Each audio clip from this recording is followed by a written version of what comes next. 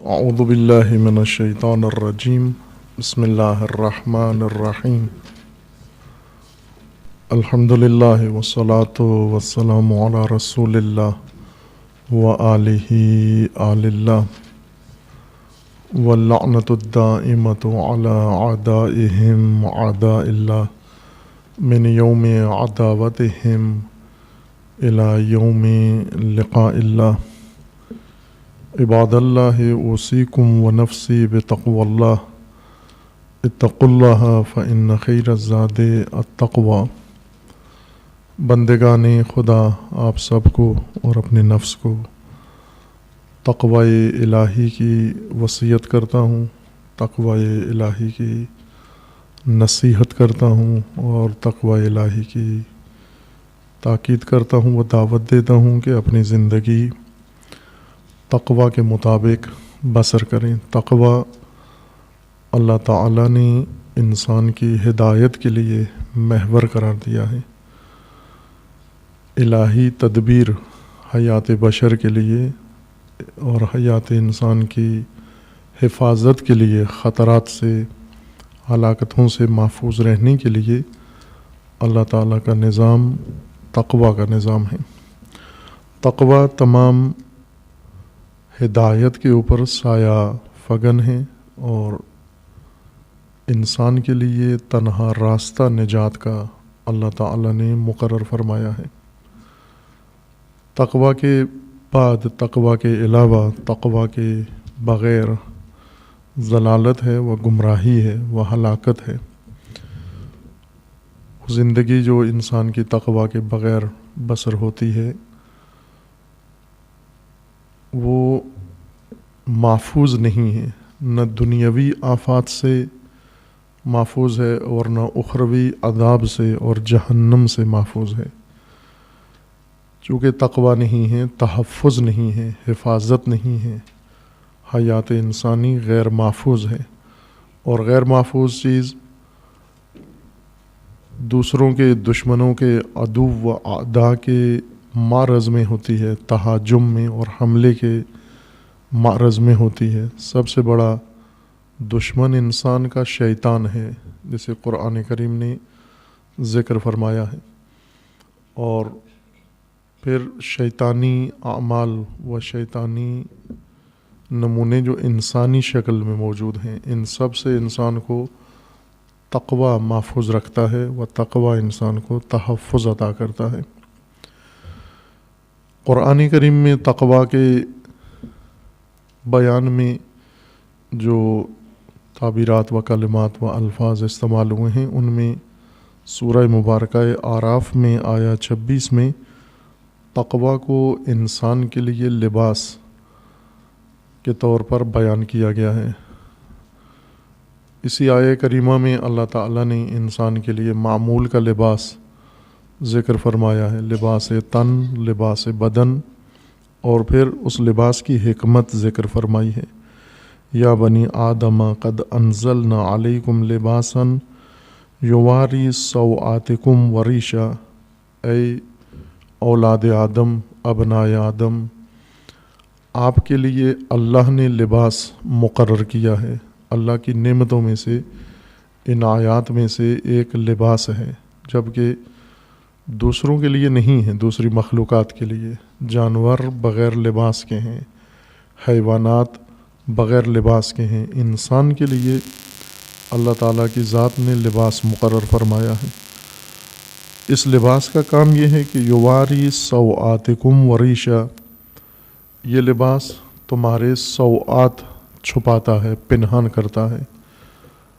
عام طور پر اس کا ترجمہ شرمگاہیں کیا جاتا ہے۔ سوآت کا مطلب، سوآ شرمگاہ معنی کیا گیا ہے، کنایا ہے، یہ دقیق ترجمہ نہیں ہے، لازمہ ہے اس معنی کا جو سوآ کا بنتا ہے۔ سوآ اس شے کو کہتے ہیں یا اس حالت کو کہتے ہیں جس میں انسان اگر اسے نمایاں کرے، اظہار کرے، تو معیوب سمجھا جائے، اسے برا سمجھا جائے، غلط سمجھا جائے اس کو، اور اس کے اندر سیئہ تشخیص دیا جائے، برائی نمایاں ہوتی ہو اس سے، اس کو سوء کہتے ہیں۔ ہر وہ چیز جس کے اظہار سے برائی کا تأثر پڑتا ہو، یہ برائی ہے، اسے سوء کہتے ہیں۔ اور برائی کے اظہار میں جہاں پر انسان برائی کا اظہار کرتا ہے وہ اصل شرم کا مقام ہوتا ہے۔ شرم یعنی حیا، حیا حیات ہی سے ہے۔ حیا کا مطلب ہوتا ہے کہ یہ برائی نمایاں نہ ہو، اس حیا کے پردے کے نیچے چھپی ہوئی ہو، شرم کے نیچے چھپی ہوئی ہو۔ سوء برائی ہے۔ بعض چیزیں ایسی ہیں جنہیں اگر چھپایا جائے تو ان کی برائی نہیں رہتی، باقی نہیں رہتی۔ اگر انہیں پنہان نہ کیا جائے، ڈھانپا نہ جائے، پھر برائی سمجھی جاتی ہیں۔ لیکن بعض چیزیں ایسی ہیں کہ انہیں چھپائیں یا نہ چھپائیں، وہ ہر صورت میں برائی ہے۔ چھپی ہوئی ہو تو بھی برائی ہے، اور اگر کھلی ہوئی چیز ہو، اوپن ہو، نمایاں ہو تو بھی برائی ہی سمجھی جاتی ہے۔ انسان کے تن میں، بدن میں اللہ تعالیٰ نے انسان کو چونکہ حیا عطا کی ہے، شرم عطا کی ہے، احساس عطا کیا ہے، ادراک و شعور بخشا ہے خداوند تبارک و تعالیٰ نے، اس لیے بہت سارے ایسے مقام ہیں جہاں پر انسان برائی سمجھتا ہے۔ اس احساس کے تحت حالات انسان کے ایسے ہیں، بدن کی حالتیں مختلف ایسی ہیں کہ برائی سمجھی جاتی ہیں۔ مثلاً اگر ایک انسان بدن نہ ڈھانپے ہوئے ہو اپنا، عورت ہو یا مرد ہو، یہ برائی ہے۔ اور اگر بدن ڈھانپ کے لیکن اندام کی نمائش کرے تنگ لباس پہن کر، یہ بھی برائی ہے۔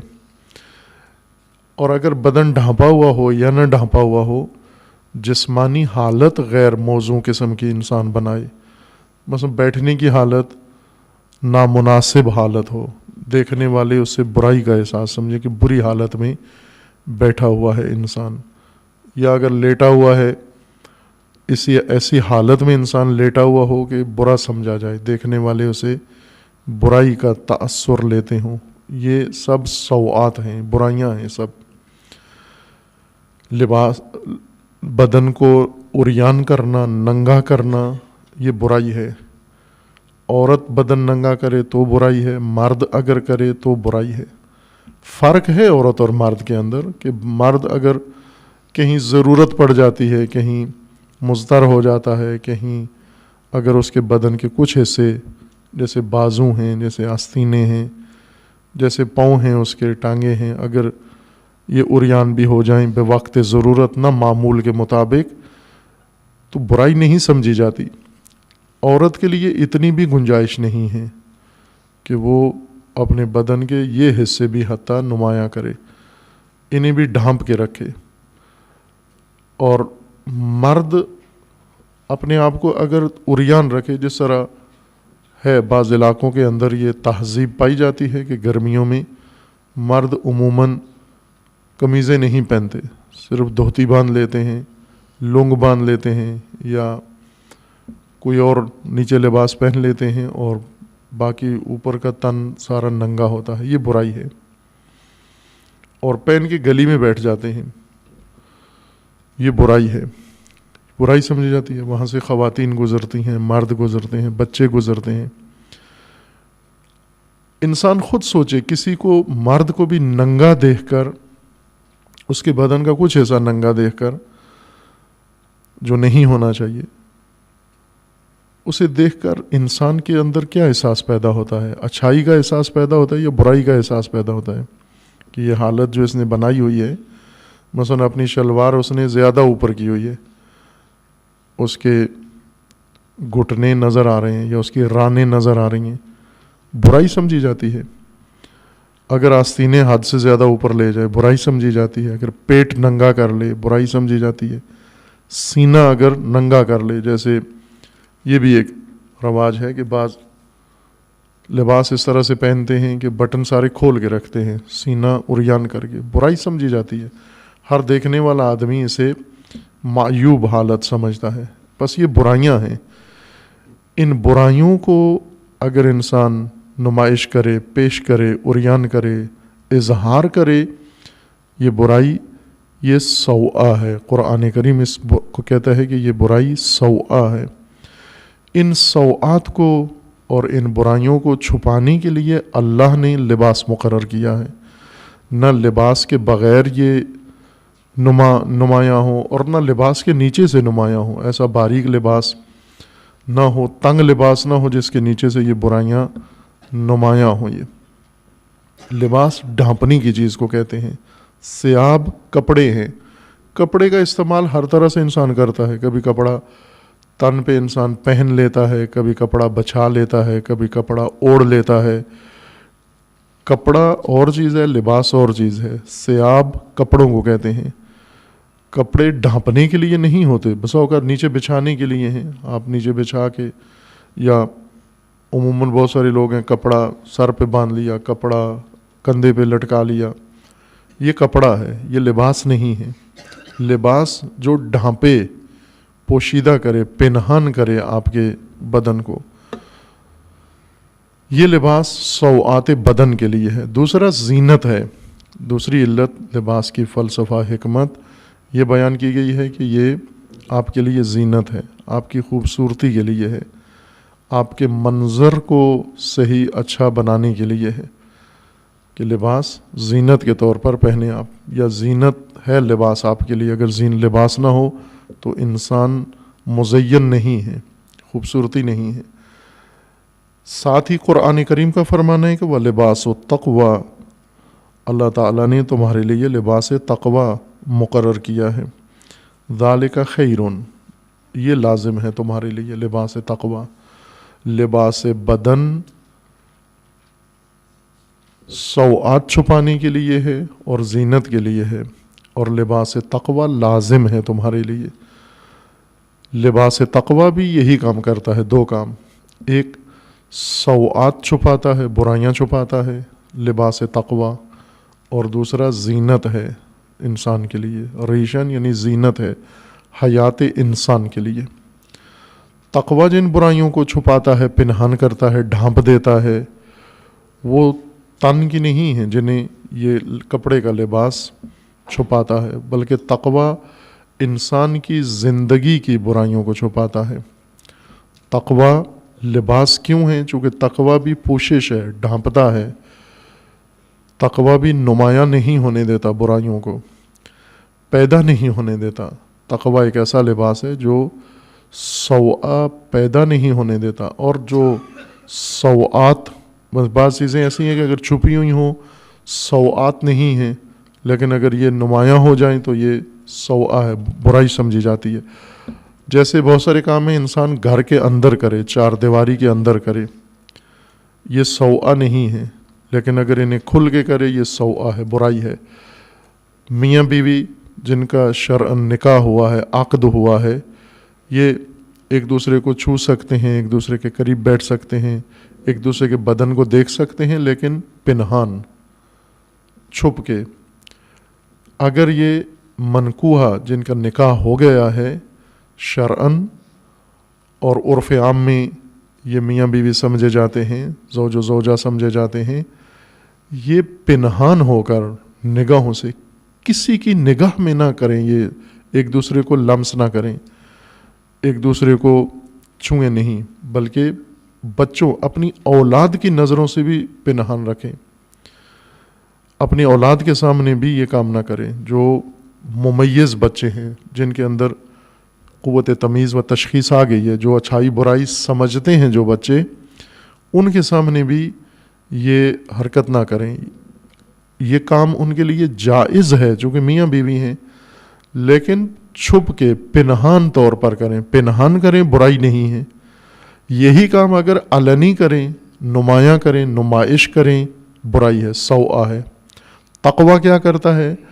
تقوی میاں بیوی کے اس سوء کو پنہان کرتا ہے، انہیں تعلیم دیتا ہے، انہیں شعور دیتا ہے کہ آپ بے شک زوج و زوجہ ہو، لیکن یہ تعلق آپ کا زوجیت کا یہ تقوی کے سائے میں ہونا چاہیے، یعنی اس کو پنہان رکھو، اس کو عریان نہ کرو، نمائش نہ کرو، نہ محرم کے سامنے، نہ نامحرم کے سامنے، نہ اپنوں کے سامنے، نہ غیروں کے سامنے.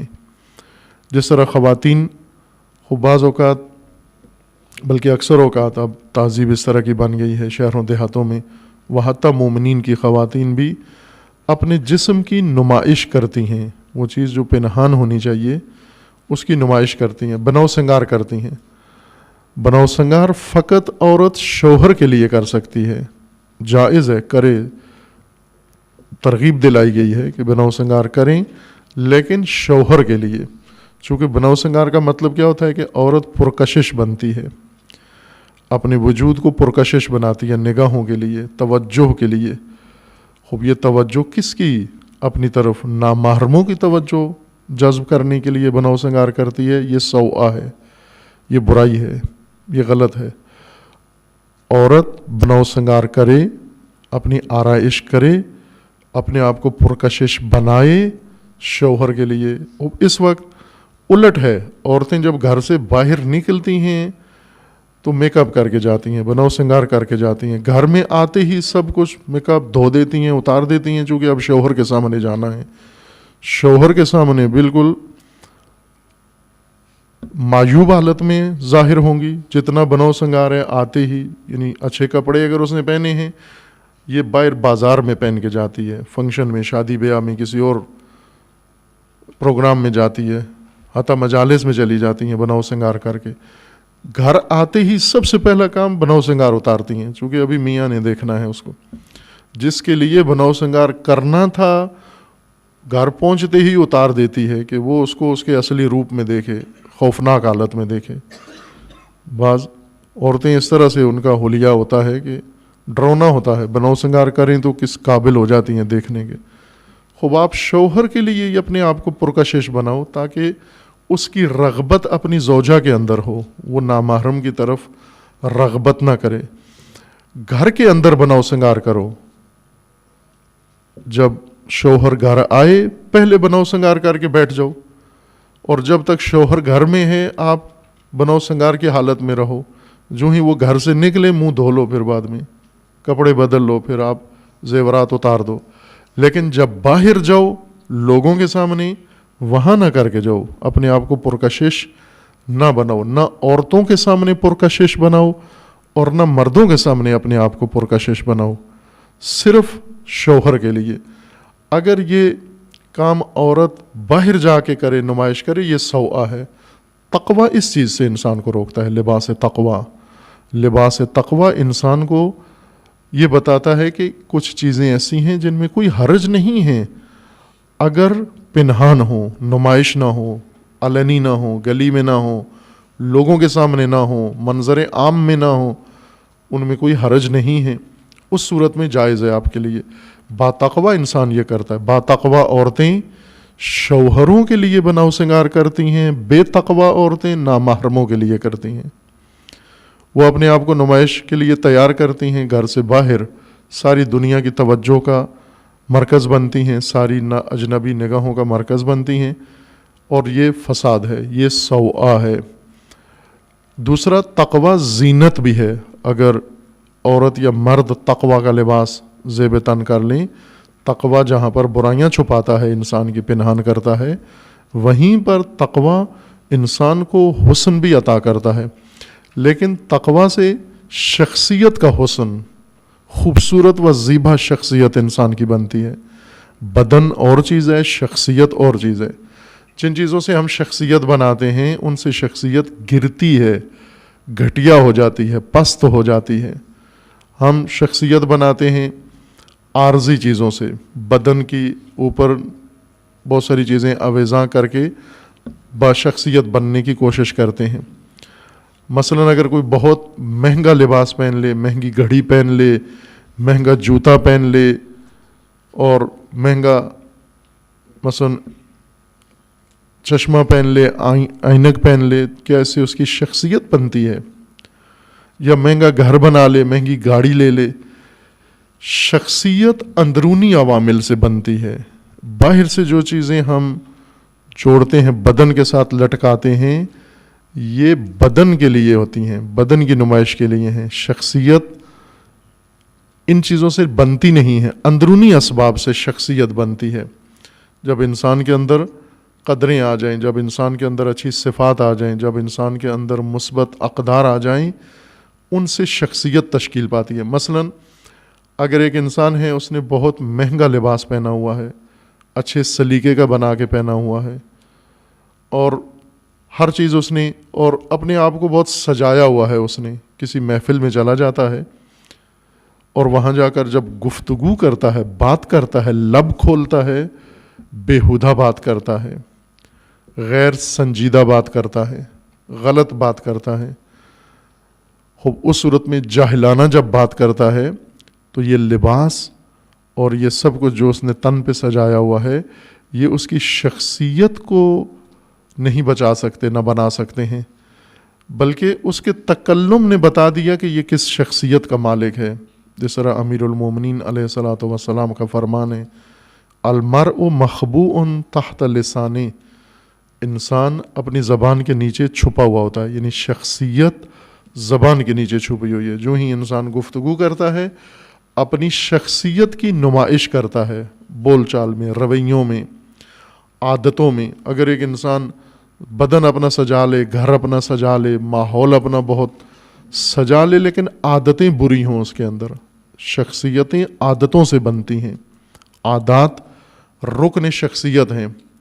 لباس اور ظاہری نمائش یہ بدن کی نمائش زینت کے لیے ہے، شخصیت انسان کی اندرونی اسباب سے بنتی ہیں۔ عادتیں، ہماری عادتیں ہیں، ہر ایک کی ایک عادت ہے، یہ عادت شخصیت کو حسین یا کبھی بناتی ہے۔ بری شخصیت، اچھی شخصیت عادتوں سے تشکیل پاتی ہے۔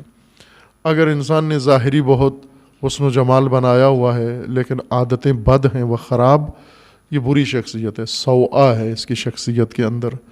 ان سوءات کو ڈھانپنے کے لیے تقویٰ کی ضرورت ہے۔ تقویٰ شخصیت میں حسن پیدا کرتا ہے۔ بہت سارے لوگ ہیں جن کے چہرے خوبصورت نہیں ہیں، رنگت کے لحاظ سے پرکشش نہیں ہیں، لیکن شخصیت بہت پرکشش ہے ان کی، اور ایسی تاریخ میں ہمیں ملتا ہے۔ رسول اللہ صلی اللہ علیہ وآلہ وسلم کے اصحاب میں ہمیں نظر آتا ہے کہ جن کی ظاہراً چہرے کے روپ، رنگتیں ان کی پرکشش نہیں تھیں، لیکن بعض شخصیتیں خود رسول اللہ کے لیے بہت پرکشش تھیں، ائمہ اطہار کے لیے بہت پرکشش تھیں۔ امیر المومنین علیہ السلام نے نہج البلاغہ میں ذکر کیا ہے کہ بہت پرکشش شخصیات کا جو امیر المومنین کو بہت پسند ہیں۔ اتفاقاً جتنی شخصیات امیر المومنین کو پسند ہیں، ان میں سے کوئی بھی چہرے کے لحاظ سے پرکشش نہیں ہے، رنگت کے لحاظ سے۔ بعض سیاہ فام ہیں اور بعض اس طرح کی رنگت ہے ان کی کہ وہ جو ظاہری نمائش کے معیار ہوتا ہے اس کے تحت پرکشش چہرے نہیں ہیں ان کے۔ جیسے حضرت عمار یاسر ہیں، حضرت عمار یاسر یہ سیاہ فام ہیں، غلام ہیں، وہ حسن و جمال کا مرقع اس طرح سے ظاہری رنگت کے لحاظ سے نہیں ہے، سیاہ چہرہ ہے، اور بڑھاپے میں ہیں۔ چونکہ یہ غلام تھے مکہ کے اندر، ان کے ماں باپ پہلے شہداء ہیں اسلام کے جو مکہ میں جنہوں نے شہادت پیش کی۔ مکہ میں صرف یہی شہداء ہیں اسلام کے اولین، حضرت عمار کے والد۔ خوب یہ دو بزرگوار یہ بھی غلام تھے وہاں پر، اور حضرت عمار بھی ظاہر اسی وقت اسی غلامی کے دور میں تھے۔ غلام قریش میں سے کوئی غلام نہیں تھا، اچھے خاندانوں میں سے، بڑے خاندانوں میں سے، قبائل میں سے غلام نہیں ہوتا تھا۔ غلام عموماً افریقی ممالک سے پکڑ کے لاتے تھے، حبشہ سے، ایتھوپیا سے لے کر آتے تھے۔ افریقی پورے ملک کو یہ حبشہ کہتے تھے۔ زنجبار غلاموں کی منڈی تھا، بندرگاہ ہے زنجبار یا زنگبار، دونوں درست ہیں، ایک عربی تلفظ ہے ایک فارسی تلفظ ہے، زنگبار یا زنجبار بندرگاہ ہے افریقہ کی، اور وہاں ابھی بھی وہ میوزیم موجود ہے، عجائب گھر، جس میں غلاموں کے شکنجے، غلاموں کی زنجیریں، بیڑیاں، تہہ خانہ ابھی بھی موجود ہے، جہاں پر پورے افریقہ سے پکڑ کے لوگوں کو اور اس بندرگاہ کے تہ خانے میں باندھ دیتے تھے، اور جب تاجر آتے تھے بندرگاہ میں تو ان کو بولی لگا کے بیچ دیتے تھے، پھر کشتیاں بھر بھر کے زنجبار سے مختلف علاقوں میں لوگ لے جاتے تھے۔ قدیم سے معروف ہے یہ تجارت، انسان کی غلاموں کی کرتے تھے۔ جتنے یورپ میں آج سیاہ فام ہیں یہ سارے غلام ہیں، عرب علاقوں میں جتنے سیاہ فام ہیں یہ سارے غلام خاندان ہیں جو افریقہ سے پکڑ کے لائے گئے اور فروخت کیے گئے، یہ ان خاندانوں کے افراد ہیں۔ ظاہر ہے یہاں اس علاقے کے خطے کے معیار کے مطابق وہ حسن میں شمار نہیں ہوتا، ورنہ وہ رنگت نہ وہ چہرے کے خد و خال، لیکن رسول اللہ کے لیے بھی حضرت عمار یاسر بہت پرکشش ہیں، اور امیر المومنین کے لیے بہت پرکشش ہیں عمار یاسر۔ امیر المومنین خواہش کرتے ہیں، تلاش کرتے ہیں، جستجو کرتے ہیں۔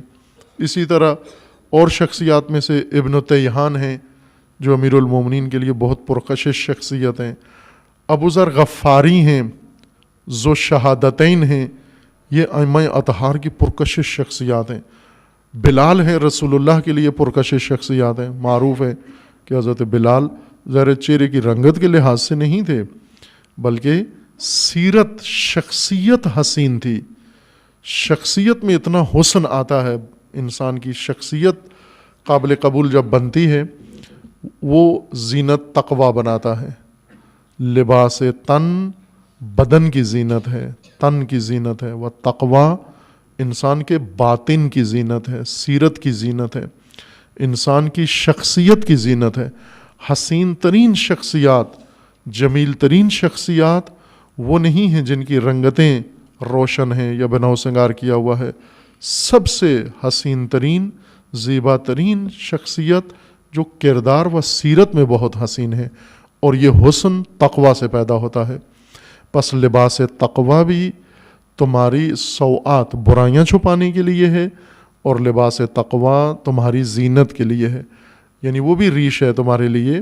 ریش زینت کو کہتے ہیں، زینت ہے تمہارے لیے، زینت کا سبب ہے، لیکن تمہاری شخصیت کی زینت تقوی کے ذریعے سے ہوگی۔ باقی توہم ہے انسان کو حسن کا، جمال کا، اصل لازوال حسن جو کبھی زائل نہیں ہوتا بلکہ بڑھتا ہے۔ انسان کے جسم کا حسن زائل ہو جاتا ہے، جوانی جب تک ہو یہ رہتا ہے، جو جوانی ڈھلے ختم ہو جاتا ہے، انسان ڈرونا بن جاتا ہے۔ لیکن تقوی جو حسن شخصیت میں پیدا کرتا ہے یہ ڈھلتا نہیں ہے بلکہ ہمیشہ بڑھتا ہے۔ اگر انسان بہت ادھیڑ عمر کو بھی پہنچ جائے تو بہت حسین تر ہو جاتا ہے، زیبا تر ہو جاتا ہے۔ وہ حسن تقوی پائیدار انسان کے اندر ایجاد کرتا ہے۔ پس تقوی لباس کے طور پر اوڑھ لیں، تقوی پہن لیں، تقوی کو زندگی کا لباس بنا لیں، آپ پوری حیات کا لباس بنا لیں، تمام معاملات و امور تقوی کے تحت انجام دیں تاکہ سوآت زندگی پنہان ہو جائیں۔ تقوی گھر کا لباس ہونا چاہیے، گھرانہ، خاندان تقوی کے لباس میں ملبوس ہونا چاہیے۔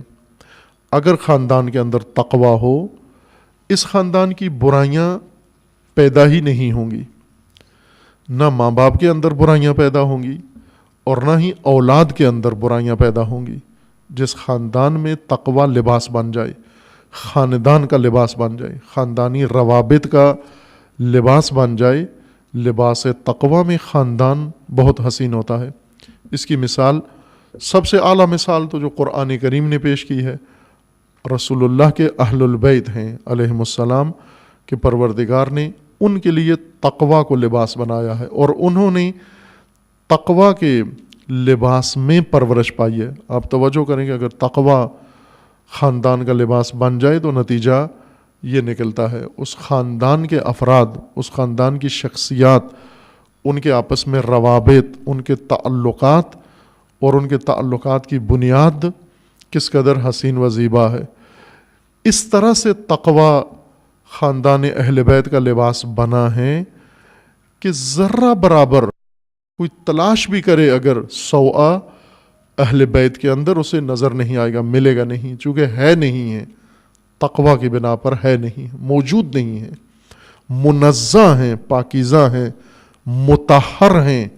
جس طرح اللہ نے ارادہ کیا ہے تطہیر کا و پاکیزگی کا اہل البیت علیہ السلام کے لیے، کس کے ذریعے تطہیر ہوگی؟ یہ تطہیر پھونک مارنے سے نہیں ہے کہ پھونکیں گے تو تقوی یا پھونکیں گے تو طہارت آ جائے گی اہل بیت کے شخصیات و ہستیوں اور کرداروں کے اندر، بلکہ یہ تقوی کے ذریعے ہے. یعنی اللہ نے تقوی کا نظام مقرر کیا ہے، اہل بیت علیہ السلام نے اس تقوی کو اپنایا ہے، اپنی زندگی کا طرز بنایا ہے، اپنی زندگی کا انداز بنایا ہے اور لباس بنایا ہے، اور اس لباس تقوی میں زندگی بسر کی ہے. اس لیے ذرا برابر معمولی سی بھی کوئی خدشہ یا ایسی چیز جو برائی کے زمرے میں آتی ہو، وہ اہل بیت اطہار کے سیرتوں اور شخصیتوں کے قریب بھی نہیں ہے. اور وہ لوگ جو اہل بیت کی طرز پر زندگی بسر کرتے ہیں، اہل بیت کی طرز پر اپنا خاندان تشکیل دیتے ہیں، انہی معیاروں کے ساتھ تشکیل دیتے ہیں، وہ بھی ایسے ہی ہیں. ان کے خاندان بھی سوءات سے پاک ہیں، منزہ ہیں، خاندانی برائیاں ان کے اندر موجود نہیں ہیں، خاندانی قباحتیں ان کے اندر موجود نہیں ہیں. خاندانی قباحتیں زیادہ ہیں. آج کے دور میں خاندان تقریباً نابودی کے قریب جا پہنچے ہیں، چونکہ مغربی تہذیب جو ایک لحاظ سے غیر انسانی تہذیب ہے اور انسان پر ٹھونس دی گئی ہے، اس تہذیب نے جو نقصان پہنچایا ہے، ویرانی ایجاد کی ہے، خاندان کی بنیاد کو ختم کر دیا ہے. انسان پیدا ہوں گے اب، لیکن خاندانوں میں پیدا نہیں ہوں گے یا خاندانی ماحول میں پیدا نہیں ہوں گے. تشکیل خاندان کے اندر تولید نسل انسان نہیں ہوگی، بلکہ شہوت رانی کے نتیجے میں یہ پیدا ہوں گے، گلیوں میں پیدا ہوں گے، اور خاندان کے بغیر فساد کے صورت میں ان کے نطفے منعقد ہوں گے، اور یہ اسپتالوں میں پیدا ہوں گے، اور پرورش گاہوں میں یہ انسان پرورش پائیں گے. کسی جگہ بھی ان کو سایہ نصیب نہیں ہوگا خاندان کا، نہ ماں کا چہرہ دیکھیں گے، باپ کا چہرہ دیکھیں گے. ان کو ویلفیئر تنظیمیں پالیں گی، رفاہی تنظیمیں پالیں گی. جس طرح یہاں پاکستان میں ایک ویلفیئر طبقے نے یا ادارے نے یہ کام کیا ہے، ایدھی ویلفیئر سوسائٹی نے یہ کام کیا ہے کہ ولد الحرام بچوں کے لیے جو انسانوں کے طغیان کا نتیجہ ہیں، ان کی پرورش کے لیے اہتمام کیا ہے انسانیت کے مبنا کے اوپر، انسانی بنیادوں پر، کہ یہ بچے پھینک دیتے ہیں، والدین چھوڑ دیتے ہیں، مر جاتے ہیں ان کو سنبھالنے کے لیے. اب یہاں تو اکا دکا ایسے واقعات پیش آتے ہیں. مغرب میں سب ہی ایسے ہیں، وہ بغیر خاندان کے پیدا ہوتے ہیں. بلکہ یہیں ایک شخصیت آئے مغرب سے کوئی شخص آیا، کوئی ٹیکنیشین آیا، انجینئر آیا، کسی کمپنی نے اسے بلایا ہوا تھا یہاں کام کے لیے، اور اسے ہوٹل میں ٹھہرایا. پاکستان میں ہوٹل میں انٹری کرتے ہیں جیسے ہر جگہ پر کرتے ہیں، وہ پوچھتے ہیں نام، ولدیت. یہ ایک عام رواج ہے پاکستان کے اندر، شناختی تعارف کا ایک شناخت کے لیے، کہ نام پہلے پوچھتے ہیں، پھر ولدیت پوچھتے ہیں، والد کون ہے، پھر علاقہ کون سا ہے، اور جو سوال متعلقہ ہوتے ہیں. انہوں نے اس کا نام پوچھا، اس نے نام بتایا اپنا کہ میرا یہ نام ہے، پھر پوچھا کہ ولدیت کیا ہے، والد کا نام کیا ہے. وہ بہت حیران ہوا کہ والد کا نام سے کیا تعلق ہے آپ کو. وہ جو مترجم کھڑا ہوا تھا اس نے ترجمہ کر کے بتایا، اور اس نے بہت برا مانا کہ آپ کو کیا لگے میرا والد کون ہے. ماں کا پوچھ سکتے ہو لیکن والد کا نہیں پوچھ سکتے. اور اس نے پھر ساتھ کہہ بھی دیا، ایک تو برا مانا جب باپ کا پوچھا، اور دوسرا اس نے کہہ بھی دیا کہ میں نے تو کبھی آج تک سوچا ہی نہیں کہ میرا والد کون ہے. اور یہ کسی یورپی کو معلوم نہیں ہے اس کا والد کون ہے، کسی کو معلوم نہیں. اس لیے والد کا ولدیت کا خانہ ہی نہیں رکھتے وہ، نہ شناختی کارڈ میں ہے نہ پاسپورٹ میں ہے. یہ کس کا بیٹا ہے اس کا کوئی تعلق آپ سے نہیں ہے، کس کا بیٹا ہے، چونکہ کسی کو پتہ نہیں ہے یہ کس کا بیٹا ہے. خوب خاندان جب ختم ہو جائے اور ولادتیں ہوں، انسان بنے، وہ سوسائٹی کیسی ہوگی جس کا آغاز، جس کا جنم فساد سے، تباہی سے شروع ہوتا ہے۔ وہ تہذیب جنہوں نے خاندان کے بغیر انسانی تولید کا کام جاری رکھا ہوا ہے اور انسانی پرورش، اب وہ تہذیب آپ تک پہنچ رہی ہے، پہنچائی جا رہی ہے، ہر طرح سے، ہر روپ میں، ہر شکل میں آپ کی طرف اس تہذیب کا رخ آ گیا ہے کہ آپ اسے اپنائیں، اور اپنا لی ہے بہت آسانی سے۔ مسلمانوں نے بالعموم اور پاکستانیوں نے بھی وہ تہذیب اپنا لی ہے۔ تعلیم اس تہذیب کی ہے، کتابیں اسی تہذیب کی ہیں، کتابوں کے اندر بنی ہوئی تصویریں اسی تہذیب کی ہیں، اور اسکولوں کا ماحول، تعلیمی اداروں کا ماحول اسی تہذیب کا ہے، نام اسی تہذیب کے ہیں، اور ان کے اندر جو کردار بنتے ہیں وہ اسی تہذیب کے ہیں، اور ان کے اندر جو تعلیم دی جاتی ہے وہ بھی وہی تہذیب ہے۔ خاندان کی جس کے اندر کوئی بنیاد نہیں ہے، رہن سہن میں وہ تہذیب ہم نے اپنا لی ہے۔ میڈیا کی مدد سے وہ تہذیب ہم تک پہنچی ہے اور بڑی خوشی سے اپنا لی ہے، دیہاتوں تک میں پہنچ گئی ہے۔ میں اشارہ کیا تھا کہ پہلے یہ عبرت کے لیے عرض کیا کہ دیہاتوں میں بھی اب آپ دیکھیں گے وہاں جو پاکستان کا اپنا مقامی لباس ہے بچوں کے پاس ہے ہی نہیں۔ ایک سمے ہمارے پاس طلاب آئے داخلے کے لیے، تقریباً 200 کے لگ بھگ طلاب داخلے کے لیے آئے، ایک بھی شلوار قمیض میں نہیں تھا، سب شرٹ پینٹ پہنی ہوئی تھی اور ساری لنڈے کی، یعنی کہ سلوائی تھی انہوں نے، سب لنڈے کی۔ مثلا ان کے پاس بہت سارے لباس تھے اور ایک لباس بھی ان کے پاس شلوار قمیض نہیں تھا، بنایا ہی نہیں تھا، خریدا ہی نہیں انہوں نے، ان کے ماں باپ نے۔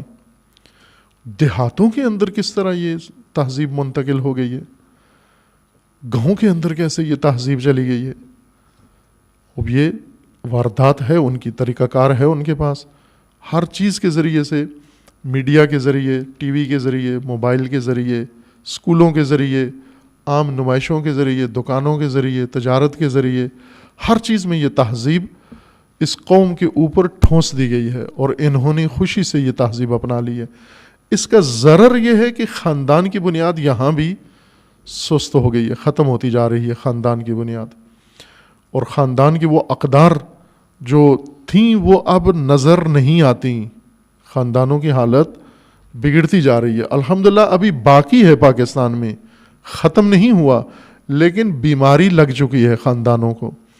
ابھی آپ بہت سنتے ہیں کہ غیرت کے نام پہ قتل ہو جاتے ہیں پاکستان میں، غیرت کے نام پہ قتل، یہ بھی مغربی میڈیا نے اس کو عنوان دیا ہے، اور پاکستانی صحافی جو فضلہ خور ہیں میڈیا، ان کی تعبیر اس عمل کے بارے میں استعمال کرتے ہیں، غیرت کے نام پر قتل۔ قتل بری چیز ہے، غیرت اچھی چیز ہے۔ اب آپ توجہ کریں کس مہارت کے ساتھ انہوں نے یہ اصطلاح بنائی ہے تبلیغ کے لیے، غیرت کے نام پر قتل۔ جس طرح داعش اللہ کے نام پر قتل کرتے ہیں، جھنڈا لگاتے ہیں پیچھے اللہ اور قتل کرتے ہیں۔ قتل بری چیز ہے، اللہ بری چیز نہیں ہے، لیکن اس اچھی چیز کو سے لوگوں کو متنفر کرنے کے لیے اس کو بری چیز کے ساتھ جوڑ کر پیش کرو تاکہ لوگ اس اچھی چیز سے بھی متنفر ہو جائیں۔ ہر برائی اللہ کے نام پر کرو، جس طرح دہشت گرد، طالبان اور یہ گروہ سارے کر رہے ہیں جو پاکستان میں اور غیر پاکستان میں تکفیری اور تکفیریوں کے دیگر متعلقہ لوگ ہیں، یہ سب ہر غلط کام، عوام الناس کا قتل کرتے ہیں اللہ کے نام پر، اللہ اکبر کا نعرہ لگا کے، بم پھوڑتے ہیں اللہ کے نام پر، حملے کرتے ہیں اللہ کے نام پر، ٹارگٹ کلنگ کرتے ہیں اللہ کے نام پر۔ قتل و غارت بری چیز ہے، لیکن جب اللہ کے ساتھ جوڑتے ہیں اس کو تاکہ لوگ یہ سمجھیں اللہ کی ذات کے بارے میں، اللہ کے نام کے بارے میں لوگ سوچنا بھی چھوڑ دیں، کیونکہ جب اللہ کا نام آئے تو قتل و غارت بھی ساتھ ذہن میں آئے۔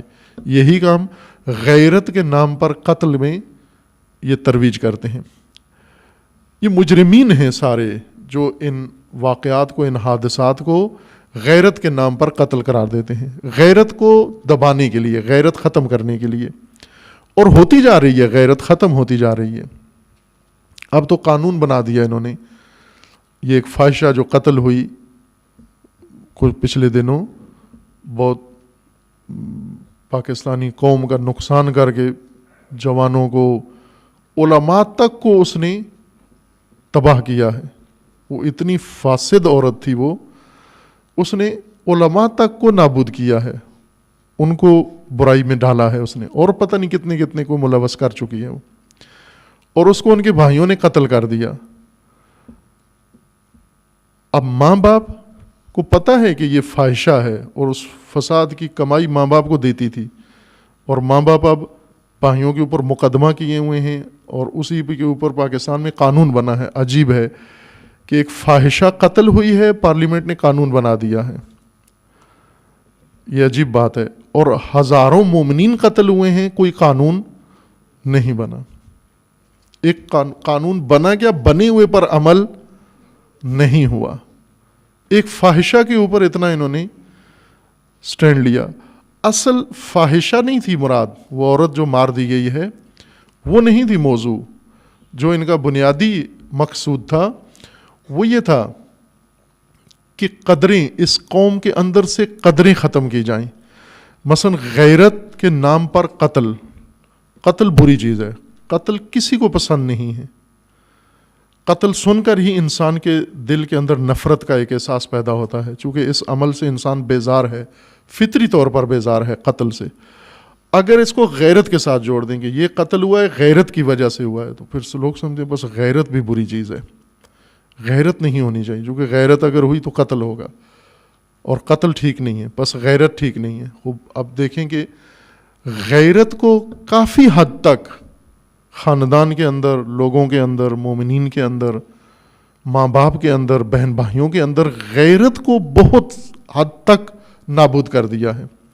چونکہ ان کے ہاں غیرت نہیں ہے. یہ میں نے بہت سنایا ہے مسئلہ، آپ کو کئی دفعہ اس کا تذکرہ مختلف مباحث میں کیا ہے، کہ ایک کتاب کا ترجمہ کر رہے تھے انگلش میں ہمارے کچھ دوستان، تو اس میں یہ اقدار عاشورہ نام لے لوں میں اس کتاب کا، اقدار عاشورہ، عاشورہ کی قدریں، عاشورہ کی ویلیوز، اس کا انگلش ترجمہ ہو رہا تھا. تو مترجم صاحب نے مجھ سے پوچھا کہ جی اس میں آپ نے جو بحث غیرت کی ہے، چونکہ ایک اہم بحث غیرت کی ہے اس اقدار عاشورہ کے اندر، تو انہوں نے کہا کہ یہاں پر اب مجھے لفظ نہیں مل رہا غیرت کے لیے انگلش کیا بنتی ہے. تو ہم نے اس کی مدد کے لیے بہت سارے جو لغت کی، انگلش لغت کی کتابیں، ڈکشنریاں ہیں، جب سب ماخذ منابع کی طرف رجوع کیا، ہمیں کسی میں بھی غیرت کا متبادل انگریزی لفظ نہیں ملا. پھر ان سے کہا کہ آپ رابطہ کریں کسی انگلش دان سے، تو انہوں نے فون کیا برطانیہ میں، بلکہ میں نے خود کیا. وہاں جو صاحب ہمیں یقین تھا کہ ان کی انگلش دوسروں سے بہت بہتر ہے، ان کے لیے فون کیا، اور وہ ایسے ہی ہے، وہ کافی حد تک انگریزی زبان میں تسلط مہارت رکھتے ہیں. تو ان سے فون کیا، ہم نے کہا بھائی آپ بتائیے کہ غیرت کو انگلش میں کیا کہتے ہیں. تو انہوں نے جواب دیا کہ آپ پہلے یہ بتاؤ کہ غیرت کس کو کہتے ہیں، غیرت کیا چیز ہے. پھر میں نے وضاحت کی مثال کے ساتھ، کہ اب ان کو میں ڈکشنری کی زبان میں نہیں سمجھاتا، میں نے عام مثال دی. میں نے کہا بھی غیرت یہ ہوتی ہے، حالت ہے کہ جب آپ اپنی ناموس کے ساتھ، بیوی کے ساتھ، بہنوں کے ساتھ، اپنے خواتین کے ساتھ جا رہے ہو اگر انگلینڈ میں، لندن میں، اور کوئی ایسا لوفر لفنگا آدمی آئے اور وہ آ کر ان کو چھیڑے، آپ کی ناموس کو چھیڑے، بے حرمتی کرے، مثلا آ کر ان کو ہاتھ ملائے یا کوئی ان کے ساتھ فکرہ کسے، کوئی بات کرے، آپ بھی ساتھ ہوں، تو وہ حالت جو آپ پر طاری ہوگی اس کا نام غیرت ہے. یہ مثال دی میں نے ان کو. انہوں نے کہا یہاں تو بڑی خوشی ہوتی ہے اگر کوئی یہ کام کرے. تو وہ کہتے ہیں شکریہ ادا کرتے ہیں کہ آپ نے ہماری فیملی کو لفٹ کرائی ہے، آپ نے اہمیت دی ہے میری بیوی کو، اس قابل سمجھا ہے کہ آپ نے اس کو ٹچ کیا ہے مثلا. وہ یہاں تو بہت خوش ہوتے ہیں لوگ. احساس ہوا کہ جس قوم کے اندر غیرت معنی ہے ہی نہیں ہے، تو لفظ کہاں ہوگا ان کے اندر. غیرت ویلیوز میں سے نہیں ہے، اقدار میں سے نہیں ہے. لیکن جس مکتب کے اندر، جس مذہب کے اندر غیرت پائی جاتی ہے، اور غیرت بہت بنیادی ہے، اللہ کے اسماء حسنہ میں سے غیور ہے. غیور اللہ کے اسماء حسنہ میں سے ہے. یہ بعض عزیزوں نے بیان کیا، علماء کرام نے ذکر کیا ہے توحید کے زمرے میں، کہ توحید میں جو اللہ تعالیٰ کا یہ وصف الہی ہے، لا شریک لہ، اللہ کا کوئی شریک نہیں ہے۔ بعض بزرگان اہل معرفت نے ذکر کیا ہے کہ یہ بھی غیرت خدا کی وجہ سے ہے۔ غیرت کہتے ہی اس کے ہیں کہ دوسرے کو تحمل نہ کرنا، برداشت نہ کرنا، اپنی حریم میں، اپنے گھر میں، اپنی ناموس کے ساتھ کسی غیر کو برداشت نہ کرنا، تحمل نہ کرنا، یہ غیرت ہے۔ غیرت کو ختم کرنے کے لیے اس معاشرے سے اس عمل کا نام قتل، غیرت کے نام پر قتل ہے، تاکہ لوگ قتل تو نہیں چھوڑیں گے۔ پاکستان میں ایسا سوچا بھی نہیں جا سکتا کہ قتل چھوڑ دیں گے لوگ۔ قتل تو مشغلہ ہے ان کا، کرائے کے قاتل ہیں، قومیت پہ قتل کرتے ہیں، ڈاکے میں قتل کر دیتے ہیں، معمولی بات پہ قتل کر دیتے ہیں۔ لیکن سب سے قتل جو زیادہ پاکستان میں ہو رہے ہیں وہ دہشت گردی ہے۔ لیکن میڈیا کے اندر جو قتل اچھالا جاتا ہے وہ غیرت کے نام پر قتل ہے۔ اصل چاہتے یہ ہیں کہ غیرت ختم کریں، نہ کہ قتل ختم کریں۔ اگر قتل ختم کرنا چاہتے ہیں تو دہشت گردی ختم کریں، دہشت گردوں کے سرپرستوں کو ختم کریں، دہشت گرد گروہوں کو ختم کریں، قاتل ختم کریں، قتل کے آلات ختم کریں۔ یہ ڈاکو ہیں، رہزن ہیں، آئے دن اخباروں میں چھپتا ہے، خصوصاً یہ علاقہ، یہ جو مثلث ہے لاہور، شیخو پورہ، گوجرانوالا، یہاں اگر آپ کریں تو اوسطاً تقریباً 10 سے 15 قتل ڈاکے والے کرتے ہیں، ڈاکو کرتے ہیں، ڈاکہ مارتے ہیں، موبائل چھینتے ہیں، وہ نہیں دیتا گولی مار دیتے ہیں، موٹر سائیکل چھینتے ہیں، نہیں دیتا گولی مار دیتے ہیں۔ ان علاقوں میں غیرت کے نام پر مہینے میں 1 قتل ہوتا ہے، ڈاکے کے نام پر روزانہ 10 قتل ہوتے ہیں۔ لیکن جس قتل کو اچھالتے ہیں وہ غیرت کے نام پر قتل ہے۔ قتل بند نہیں کرانا چاہ رہے، غیرت ختم کرنا چاہ رہے ہیں۔ غیرت اگر نابود ہو گئی، بے حیائی آ جائے گی۔ کون سی چیز بچائے گا غیرت کو؟ تقویٰ، لباس چاہیے، تقویٰ بچائے گا۔ اس تہذیب کے تہاجم سے، یلغار سے، جو سپر، جو ڈھال ہے، وہ تقویٰ ہے۔ تقویٰ بچا سکتا ہے آپ کو بے حیائی کی تہذیب سے، مغربی یلغار سے، اور یہ تہاجم جو مسلمانوں کے اوپر شروع ہے۔ عزیزان، تقویٰ کو ہم نے بہت نیچے گرا دیا ہے، بیان کرنے والوں نے، میری مراد مجھ جیسے لوگوں نے، جنہوں نے تقویٰ کو صحیح طریقے سے کھولا نہیں، اور تقویٰ کو زندگی سے باہر الگ کر کے ایک مقدس چیز کے طور پر ذکر کر دیا ہے۔ تقویٰ ایک ورد کی حالت بنا دی، تقویٰ ایک خاص کلندری حالت بنا دی ہے کہ تقویٰ والے الگ ہو جائیں، مثلا عام زندگی والے الگ، تقویٰ والے الگ ہو جائیں۔ یہ تقویٰ کے ساتھ ظلم ہوا ہے۔ تقویٰ خاندان کی بنیاد ہو، خاندان کا لباس ہے تقویٰ۔ جس خاندان کے اندر تقویٰ ہوگا، جس چیز کو غیرت کے نام پر قتل کہتے ہیں، اصل یہ نہیں ہے۔ اصل یہ ہے کہ مغربی تہذیب نے حیا ختم کیا ہے خاندان کے اندر۔ خاندان میں جوان اولاد والدین کے گستاخ ہو گئے ہیں، بے باک ہو گئے ہیں، حیا ختم ہو گئی ہے، نامحرم کے ساتھ رابطے کو عام سمجھتے ہیں، جائز سمجھتے ہیں۔ لڑکیاں، جوان لڑکیاں گھروں سے بھاگ جاتی ہیں کسی مرد کے ساتھ، اور جا کر عدالتوں کے اندر بھی قانون بنا ہوا ہے، جو قانون اسلام کے صریح خلاف ہے، کہ ماں باپ کی اجازت کے بغیر بیٹی جوان ہو، اس کی شادی نہیں ہو سکتی جب تک ماں باپ اجازت نہ دیں، ولی اجازت نہ دیں۔ تمام مسالک اور مذاہب میں، اور یہ قانون یہاں بنا ہوا ہے کہ ہو سکتی ہے، اگر جج اجازت دے دے ہو سکتی ہے۔ جج کون ہے؟ ولی بننے والا۔ خوب یہ وہ تباہی ہے جو گھر گھر کے اندر شروع ہو گئی ہے۔ عدالتیں باقاعدہ بے حیائی کو تحفظ دے رہی ہیں کہ آپ گھروں سے بھاگو، آپ بغاوت کرو، کھل مکھلا فساد کرو، فحشا کرو، کسی نے چھیڑا تو ہم بیٹھے ہیں، ہم اسے پکڑ کے سزا دیں گے۔ آپ کو نہ باپ پکڑ سکتا ہے، نہ ماں پکڑ سکتی ہے، نہ بھائی پکڑ سکتا ہے، کوئی روک نہیں سکتا آپ کو۔ خوب اگر گھر کے اندر جوان نسل، تعلیمی اداروں میں ان کی شہوت ابھارتے ہیں، میڈیا ان کی شہوت ابھارتا ہے، میڈیا مشتعل کرتا ہے ان کو، تعلیمی اداروں کے اندر فساد و فحشا ہے، خوب یہ جوان نسل جب ابری ہوئی شہوت مشتعل شہوت کے ساتھ آ کے بھاگتے ہیں، پھر ماں باپ کو کہتے ہیں آپ کو حق نہیں بنتا ان بچوں کو کچھ کہنے کا۔ خوب یہ امریکہ ہے کہ آپ نے ماں باپ کو روکا ہوا ہے؟ یہ کوئی برطانیہ ہے کہ آپ نے ماں باپ کو مداخلت سے روکا ہوا ہے؟ ماں باپ ہیں ان کے سرپرست، اللہ نے ماں باپ کو اختیار دیا ہے ان کا، اللہ نے یہ کہا ہے کہ ماں باپ کو کہ آپ ان کے محافظ ہیں، اور خدا پوچھے گا ماں باپ سے کہ آپ نے کیوں حفاظت نہیں کی؟ فقط راشن دینا تو آپ کا کام نہیں ہے، ان کی شخصیت بنانا بھی آپ کا کام ہے، ان کی پرورش تعلیم بھی آپ کا کام ہے، وہ آخر تک ماں باپ مسئول ہیں۔ لیکن یہ تہاجم ہے عزیزان۔ اب کس طرح سے اس کا مقابلہ کریں؟ ظاہر ہے یہاں جو لوگ ہیں قانون ساز فاحشہ کے لیے قانون بناتے ہیں، مومنین کے ساتھ جو کچھ ہو جائے کسی قانون کی ضرورت محسوس نہیں کرتے۔ ایسے میں تقویٰ ہے، سپر ہے، ڈھال ہے، تقویٰ تحفظ کی ڈھال ہے۔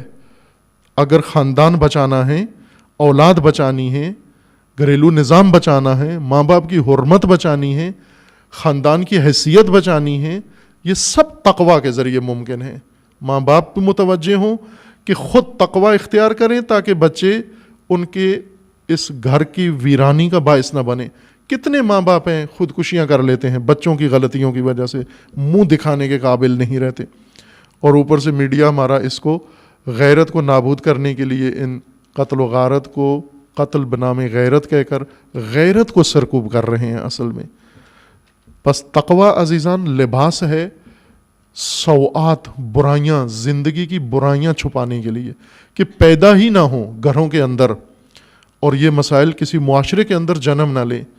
ہم نے تقویٰ کو جو سیکولر انداز اپنایا ہوا ہے کہ عبادتیں ہم دین سمجھ لیا ہے، تقویٰ کو زندگی کے تمام امور سے باہر نکال کے، اور لوگوں کی طرح انشاءاللہ میں کسی اور مناسبت سے ایک اور نقطہ عرض کروں گا، وہ بہت اہم ہے۔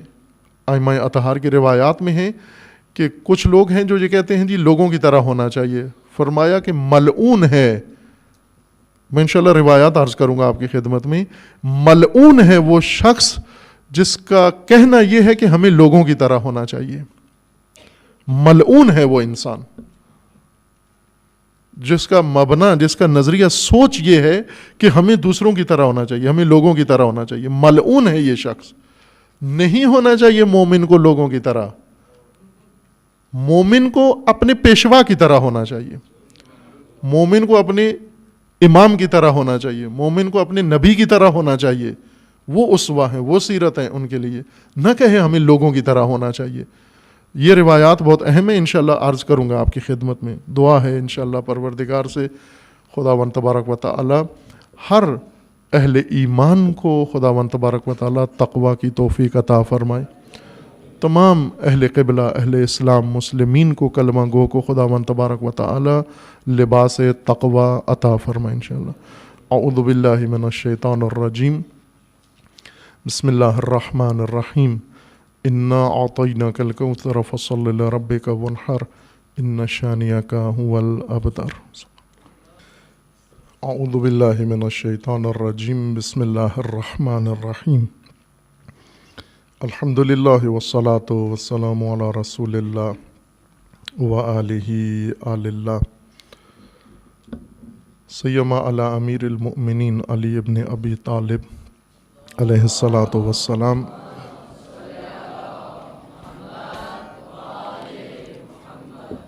و فاطمۃ الزہرا سیدۃ النساء العالمین،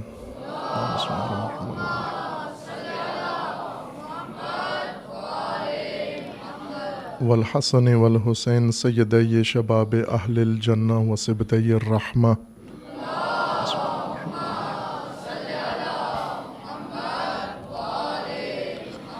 وعلی ابن حسین علیہم السلام،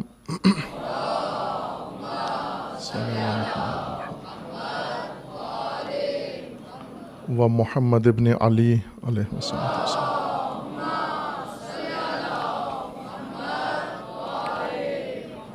و جعفر ابن محمد، اللہم صل علی محمد،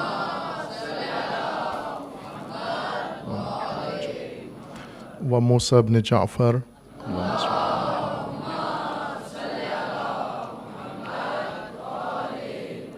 وعلی ابن موسیٰ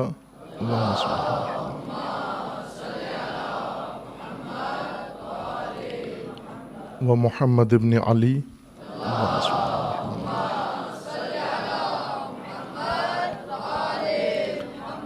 وعلی ابن محمد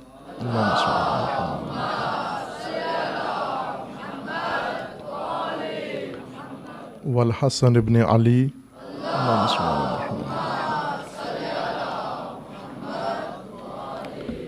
والحجت ابن الحسن القائم المہدی علیہ الصلوۃ والسلام.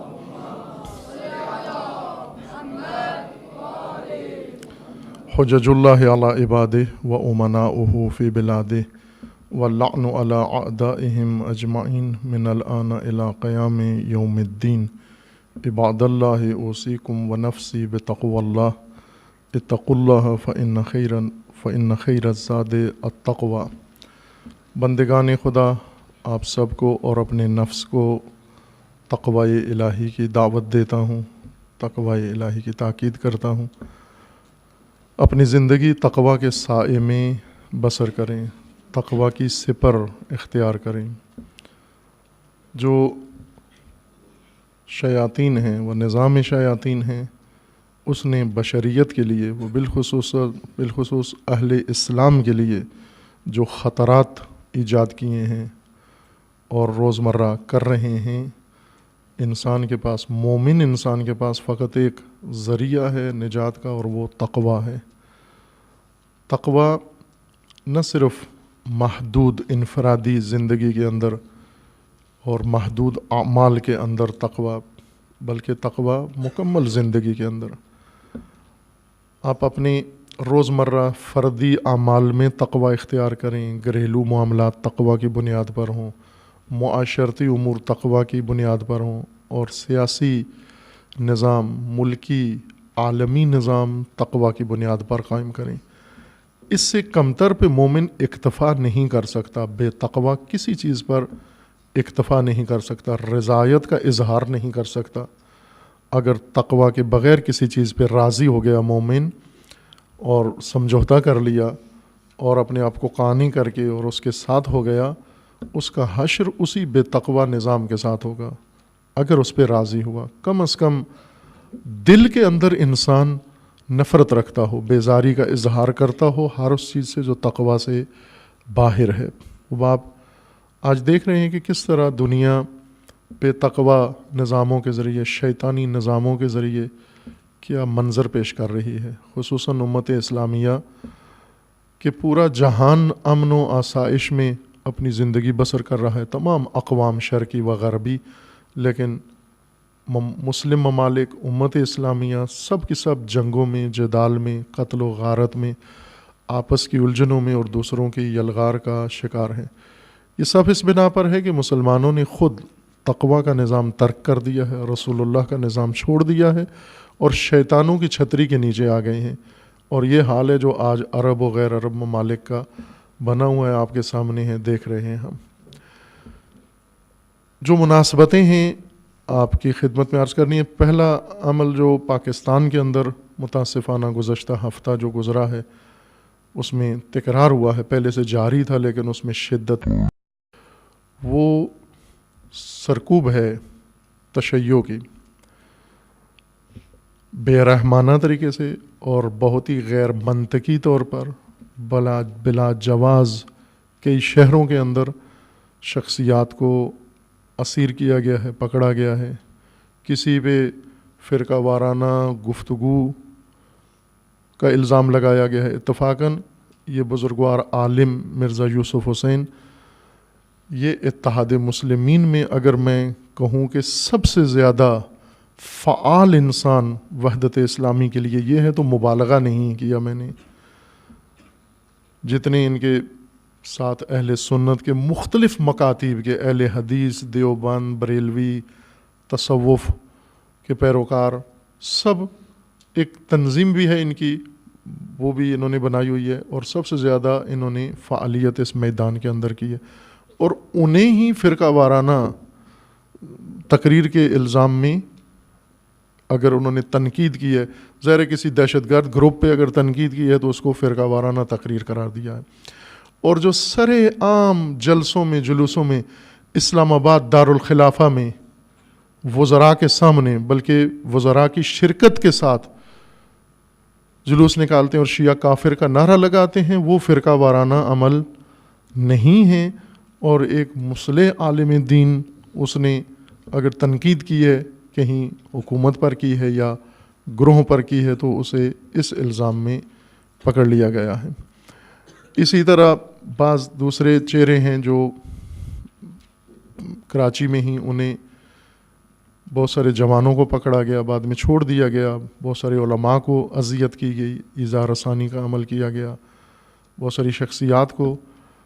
اور اسی طرح کا ایک عمل جس کا پچھلے ہفتے بھی ذکر کیا تھا اور ابھی تک باقی ہے وقائع میں، بلکہ بڑھ رہا ہے آگے، کہ 4 شیڈول میں بعض شخصیات کو ڈالا گیا جن میں یہی حرکت کی گئی کہ ایک بہت ہی عظیم شخصیت پاکستان کے حوالے سے جو رفاعی فلاحی امور میں بھی بہت نمایاں کردار ادا کر رہے ہیں خدمات، اور مذہبی دینی حوالے سے قرآن کی تفسیر لکھی ہے، ترجمہ کیا ہے، اور علمی خدمات متعدد مدارس قائم کیے ہیں اور شاگرد پرورش کیے ہیں، اور بہت سارے رفاعی فلاحی کام کیے ہیں، کالج بنائے ہیں، یونیورسٹیاں بنائی ہیں، اسکول بنائے ہیں متعدد علاقوں میں، سیلاب زدگان کے لیے، زلزلہ زدگان کے لیے سب سے زیادہ خدمات انجام دینے والی شخصیت، اور جنہوں نے شاید کبھی اپنی خلوت میں بھی یہ مسائل جو ملک کے اندر جاری ہیں اسے کبھی اظہار نہیں کیا ہوگا. یقیناً چونکہ جو آشنائی ہماری ان سے ہے اس کی بنا پر وہ اس سوچ کے انسان نہیں ہیں، نہ سیاسی ذہنیت ہے، نہ سیاسی عمل میں دخیل ہیں، نہ دہشت گردانہ کارروائیوں میں ہیں. انہیں اس ردیف میں لال مسجد کے اس امام کے ساتھ ذکر کر کے توہین کی ہے، بے حرمتی کی ہے بے ضرر ترین انسان کو. اب یہ ظاہر ہے سرکوبی کی علامت ہے، یہ درست علامتیں نہیں ہیں، اور یہ سلسلہ جاری ہے. اسی طرح بغیر تحقیق کے، بغیر جرم کے، بغیر الزام کے، کم از کم کوئی تہمت تو لگا کے پکڑو. اگر کسی کو پکڑنا ہی ہے، کسی کو اسیر کرنا ہے تو کوئی تہمت ہی لگا دو، جھوٹی ہی لگا دو، تاکہ پتہ چلے کہ یہ جواز ہے ان کو اس لسٹ میں شامل کرنے کا. کچھ بھی نہیں، پوچھو تو جواب بھی دیتے ہیں کچھ بھی نہیں، غلط فہمی ہو گئی ہے. غلط فہمی ہو گئی ہے تو ہٹا دو، ہٹاتے بھی نہیں ہیں نام. یہ نہ غلط فہمی ہے، نہ غلطی ہے، اور نہ ہی یہ سادہ کام ہے، بلکہ ایک باقاعدہ سوچا سمجھا کام ہے. اور میں اس کی بنیاد کی طرف بھی اشارہ پہلے بھی کیا ہے، ابھی بھی عرض کر دیتا ہوں کہ یہ وہ عمل ہے جو صرف پاکستان میں نہیں ہو رہا سرکوب، بلکہ اور بھی بہت سارے علاقوں میں، خطوں میں، ممالک کے اندر یہ حرکت ہو رہی ہے. مشابہ بالکل جیسے بحرین ہے، بحرین کے اندر بھی یہی عام عمل ہو رہا ہے. تشیع جو اکثریت ہیں وہاں پر، دیگر مسلمان بھی ہیں جو آپس میں کبھی فرقہ وارانہ مسائل میں کبھی بھی نہیں، بحرین کے نہ شیعہ نہ سنی نہیں الجھے، لیکن وہ فاسد خاندان جو حاکم ہیں وہاں پر، انہوں نے تشیع کو بحرین سے بے دخل کرنے کا عمل شروع کیا ہے کہ کچھ کو مار دیں پولیس کے ذریعے، جیلوں میں سزائیں دے کر، کچھ کو بے دخل کر دیں، ملک سے ہی بے دخل کر دیں. سینکڑوں بحرینی شیعہ مسلمانوں کو بحرین سے، اپنے ملک سے بے دخل کیا جا رہا ہے، اور ان کے رہبر سے شروع کیا، شیخ عیسیٰ قاسم حفظہ اللہ جو تحت نظر ہیں ان کے، ان سے شروع کیا، اور ان پر جو الزامات لگائے عدالت میں بھی ثابت ہو گیا کہ غلط ہیں اور بے بنیاد ہیں. اس سب کی جڑ و بنیاد آل سعود ہیں. اس وقت میڈیا پیش نہیں کر رہا، لیکن گزشتہ سال جو گزرا ہے شیخ نمر کی شہادت سے لے کر ابھی تک سینکڑوں بلکہ ہزاروں شیعہ حجاز سے، چونکہ ایک بڑی تعداد ہے سعودی عرب کے اندر شیعہ مومنین کی، ان کو بے دخل کیا جا رہا ہے. دیگر ممالک میں کچھ کو کویت کی طرف بے دخل کر کے، یعنی ان کی نیشنلٹی کینسل کر کے، شہریت منسوخ کر کے عراق بھیج دیا گیا، جبراً زبردستی ان کو بھیج دیا گیا. کسی کو کدھر بھیج دیا، کسی کو ایران بھیج دیا، کسی کو دوسرے شہروں کے اندر دھکیل دیا. اور ان کی کوئی آواز نہیں اٹھاتا، کوئی بھی آواز نہیں اٹھاتا، چونکہ ان کے پاس پیسہ ہے، اور بے تحاشا پیسہ. جو علنی طور پر اقوام متحدہ کا سیکرٹری جنرل خرید لیتے ہیں پیسہ دے کر، اور سیکرٹری جنرل خود بھی کہتا ہے کہ میں نے پیسہ لے کے یہ کام کیا ہے، پیسہ دے کر اس سطح تک وہ کاروبار کرتے ہیں۔ خوب ظاہر ہے کہ جڑ اس کی وہاں معلوم ہے۔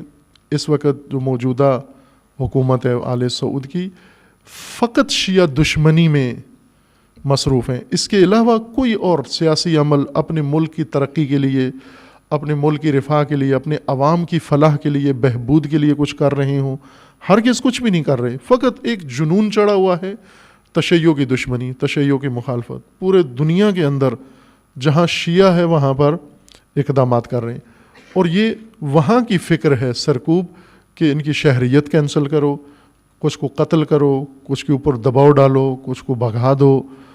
خوب یہ درست نہیں ہے، کم از کم پاکستان کے لیے یہ اس پالیسی کو اپنانا، اس حکمت عملی کو اپنانا موزوں نہیں ہے، درست نہیں ہے، شان پاکستان نہیں ہے کہ یہ پالیسی یہاں پر اپنائی جائے۔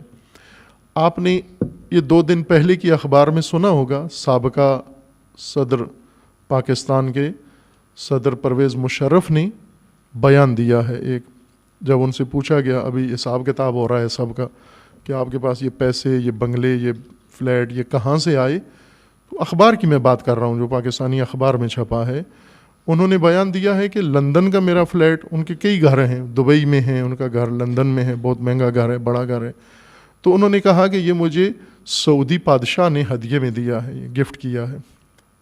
صدر پاکستان کے صدر کو، سابقہ صدر کو لندن کے اندر محل ہدیہ دیا ہے۔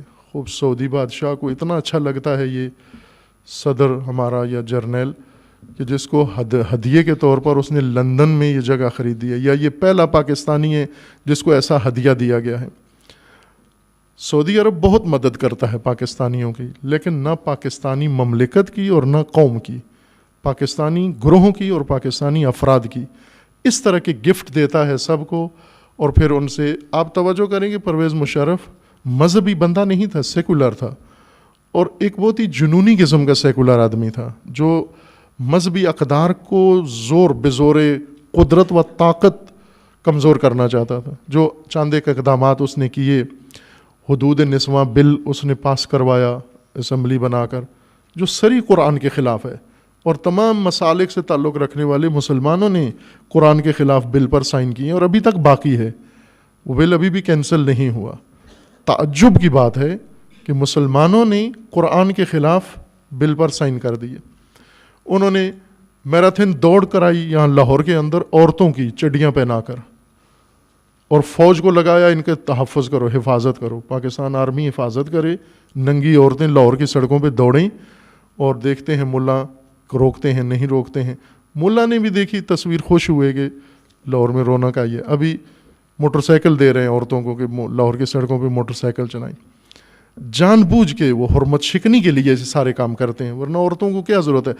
مرد اور موٹر سائیکل چلاتا ہے، عورت کو پیچھے بیٹھنا نہیں آتا اس کے پیچھے، جس طرح بے ڈھنگے طریقے سے بیٹھتی ہیں، خطرناک طریقے سے پاکستان میں۔ جو مرد کے ساتھ نہیں بیٹھ سکتی وہ خود چلائیں گی، کیا حشر ہوگا ان کا؟ لیکن یہ بے حرمتی کرنے کے لیے اقدار دینی، احکام دینی، حیثیت نسوان، خواتین کی بے حرمتی کے لیے یہ سارے اقدامات ہیں، بنیادیں ہیں، لیکن سارے خاموش تماشائی ہیں۔ پرویز مشرف نے اپنے عہد حکومت میں بہت سارے ایسے اقدامات کیے۔ اب سعودی نظام مدعی ہے کہ یہ اسلام کے حامی ہے، ایک طرف سے کٹر متعصب مسلمان گروہوں کو تحفظ دیتے ہیں، اور ایک طرف سے ایک ایسے شخص کو ہدیہ دے رہے ہیں۔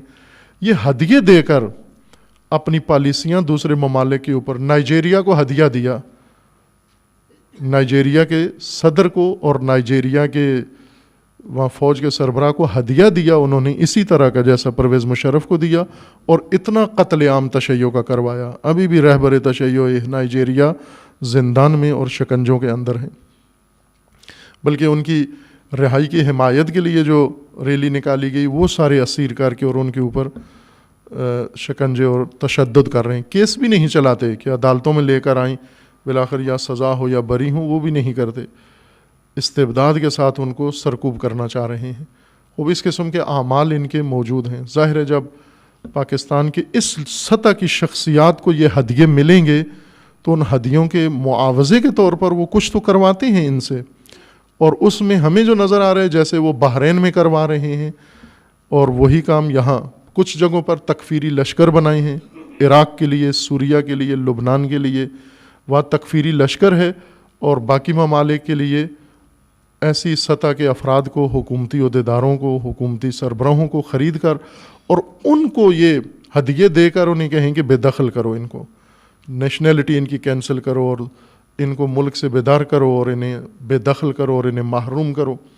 یہ ظالمانہ کام ہے اور اس کی طرف توجہ ضروری ہے، سب کی توجہ ضروری ہے۔ یہ آج اگر تشیع کے ساتھ یہ کام ہو رہا ہے تو کل سب کے ساتھ ہو سکتا ہے یہ کام، اور یہ سادہ کام نہیں ہے جو ہمیں نظر آتا ہے، جو بہانے بناتے ہیں، پیش کرتے ہیں کہ ملک میں تشیع، مظلوم ترین طبقہ پاکستان کے اندر شیعہ ہیں، یک طرفہ طور پر جن کا ذبح کیا گیا، قتل کیا گیا، جن کی نسلیں ختم کرنے کے لیے کوششیں کر رہے ہیں، اور آج اس طرح سے ریاستی ہتھ کنڈے استعمال کر کے ان کے خلاف یہ اقدامات کیے جا رہے ہیں۔ متوجہ رہیں، خود شیعہ بھی متوجہ رہیں، اہل سنت بھی متوجہ رہیں، اور جو چیز ایک پاکستانی گروہ کو دامنگیر ہوتی ہے وہ دوسری کی طرف ضرور بڑھتی ہے۔ دہشت گردی ایسی ہی تھی، شیعہ سے شروع ہوئی لیکن پھر شیعہ بھی رکی نہیں، ہر ایک کو اس نے اپنی لپیٹ میں لیا، کوئی محفوظ نہیں رہا دہشت گردی سے، بلکہ تباہی ہوئی۔ تو یہ کام بھی جو سرکوبی کا ہے، یہ بھی اسی طرح سے ایک ایک کر کے سب کی سرکوبی کی طرف آگے بڑھے گا، اور اس کے بارے میں سنجیدہ سوچ کی ضرورت ہے اور سنجیدہ اقدام کی ضرورت ہے، اور مطلب کو بیان کرنے کی ضرورت ہے کہ کیا اس کے پیچھے عوامل اور کیا چاہتے ہیں، کیوں یہ دباؤ شدت کے ساتھ بغیر کسی سبب کے وجہ کے بنایا جا رہا ہے۔ اس وقت اہم ترین مسئلہ جو دنیا کی توجہ جس نے اپنی طرف کھینچی ہوئی ہے ان چند دنوں میں، وہ امریکی انتخابات اور ان کا نتیجہ ہے۔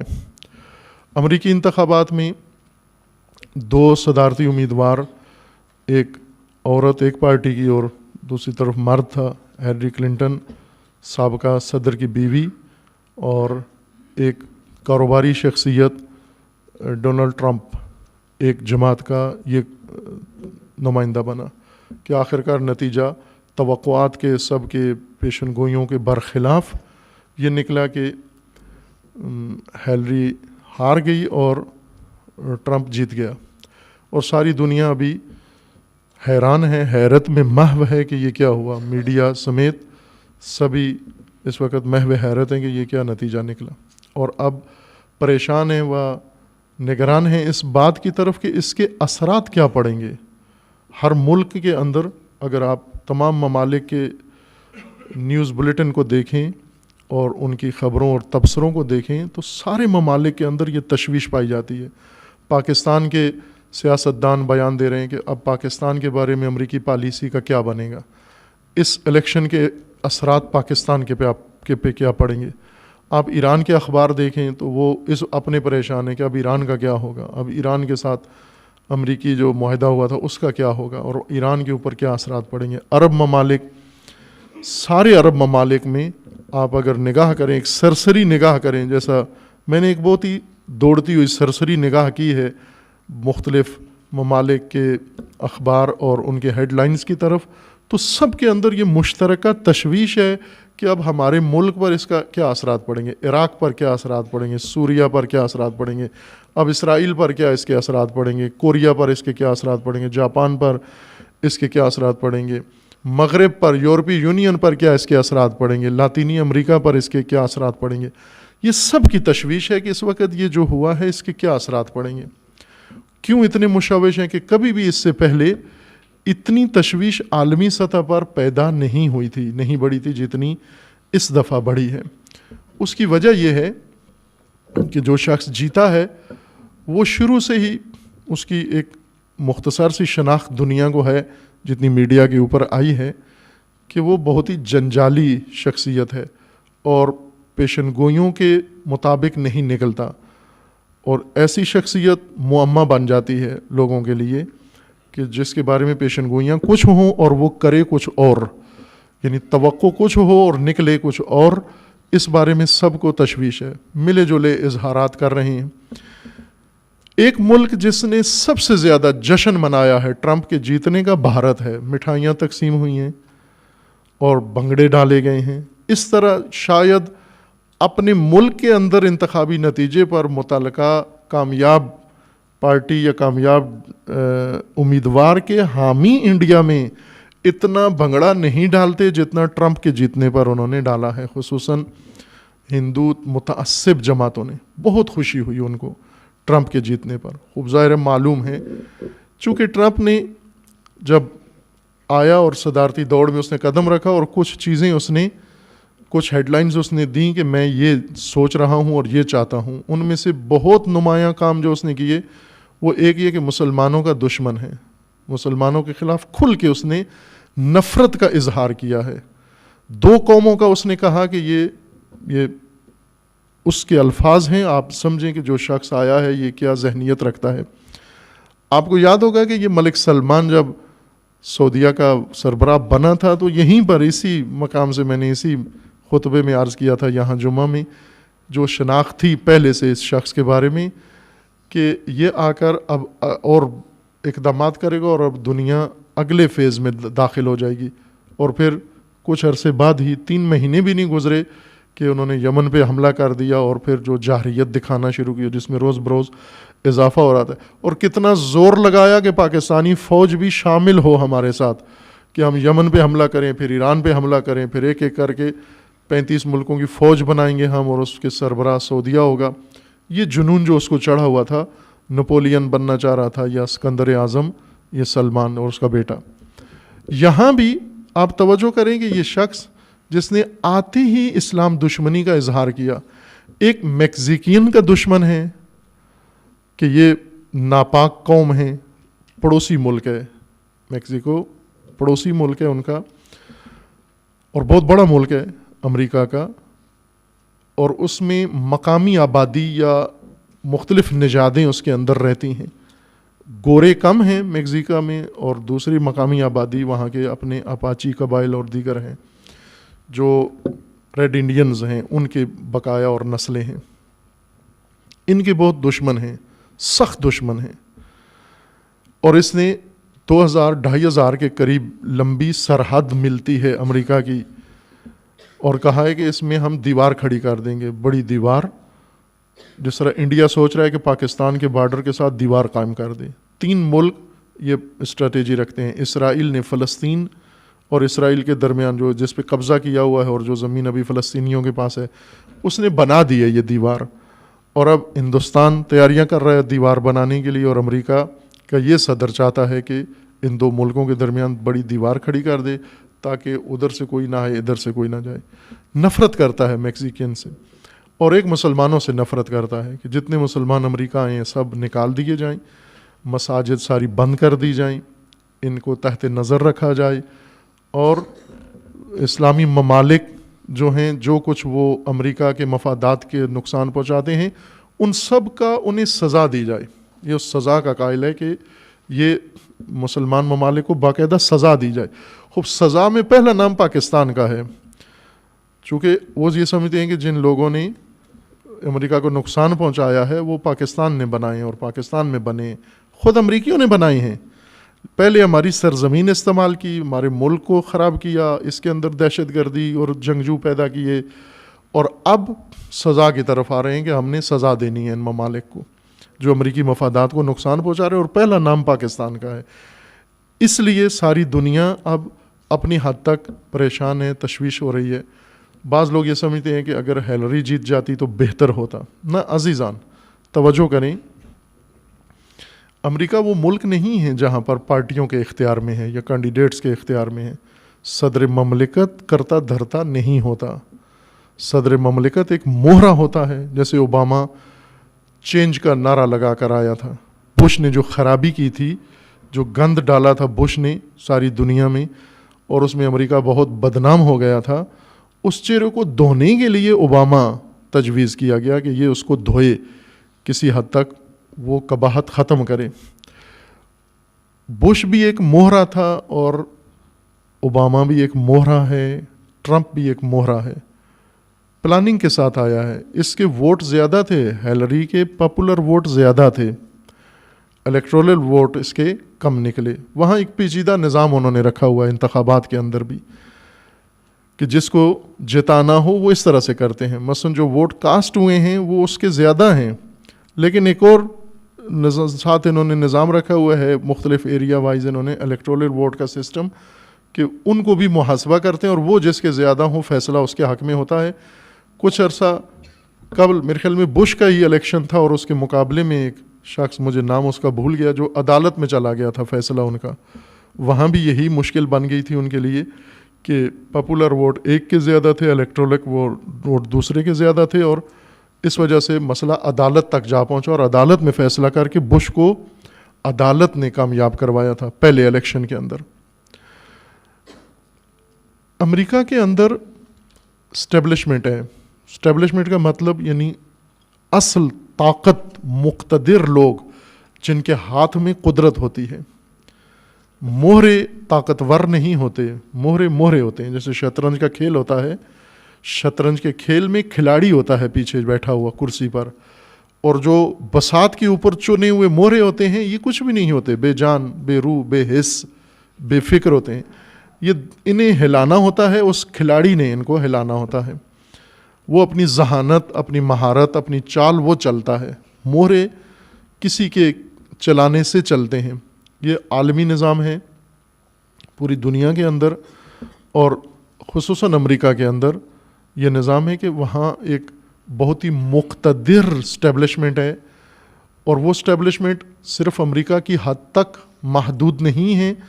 वो अपने आप को हकदार पूरी दुनिया पर समझते हैं। वो पूरी दुनिया की स्टैब्लिशमेंट है, यानी पूरी दुनिया की मुक़्तदिर ताकत जिसने सारी दुनिया के फ़ैसले करने हैं, सारी दुनिया के उसने अहकामात सादिर करने हैं, सारी दुनिया में अमन कायम करना है, सारी दुनिया में इंसानियत की खिदमत करनी है उसने।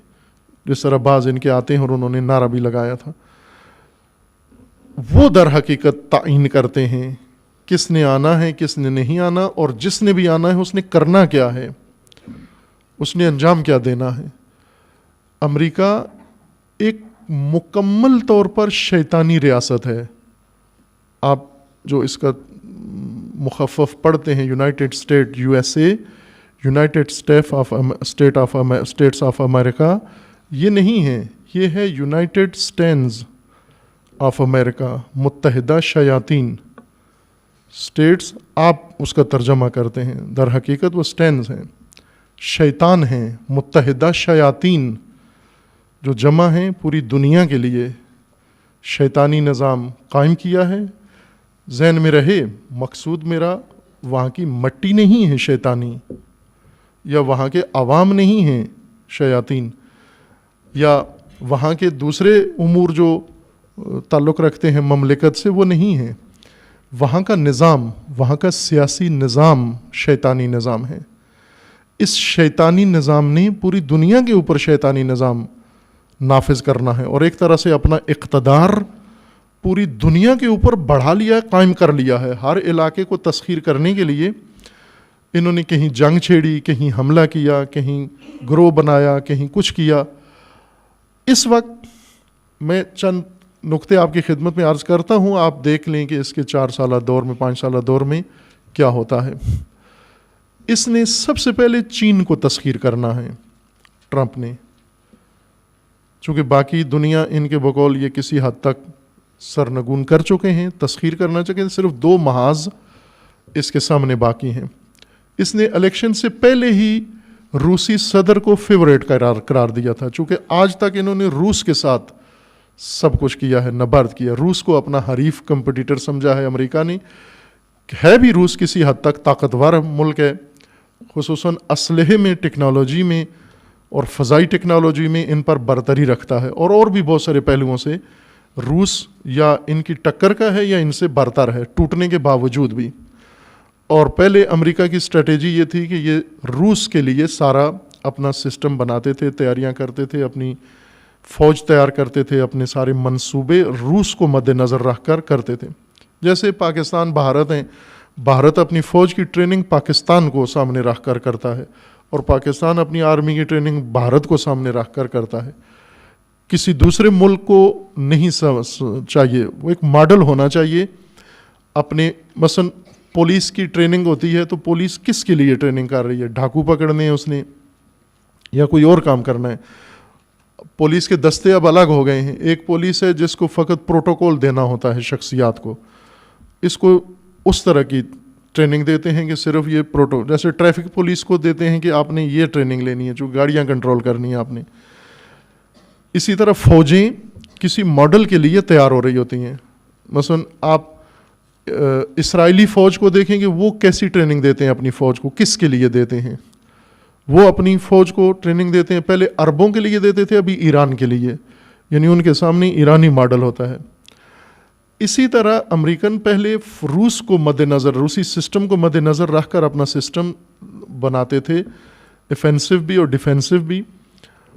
لیکن اب انہوں نے ٹرمپ کے آنے سے تبدیل کیا. ٹرمپ سیاسی نہیں ہے, سیاسی شخصیت ہی نہیں ہے, یہ کاروباری شخصیت ہے. یہ بلینرز میں سے ہے. اس کا جو ریکارڈ ہے یہ سیاست سے نہیں آیا, یہ سرمایہ داری دنیا سے آیا ہے.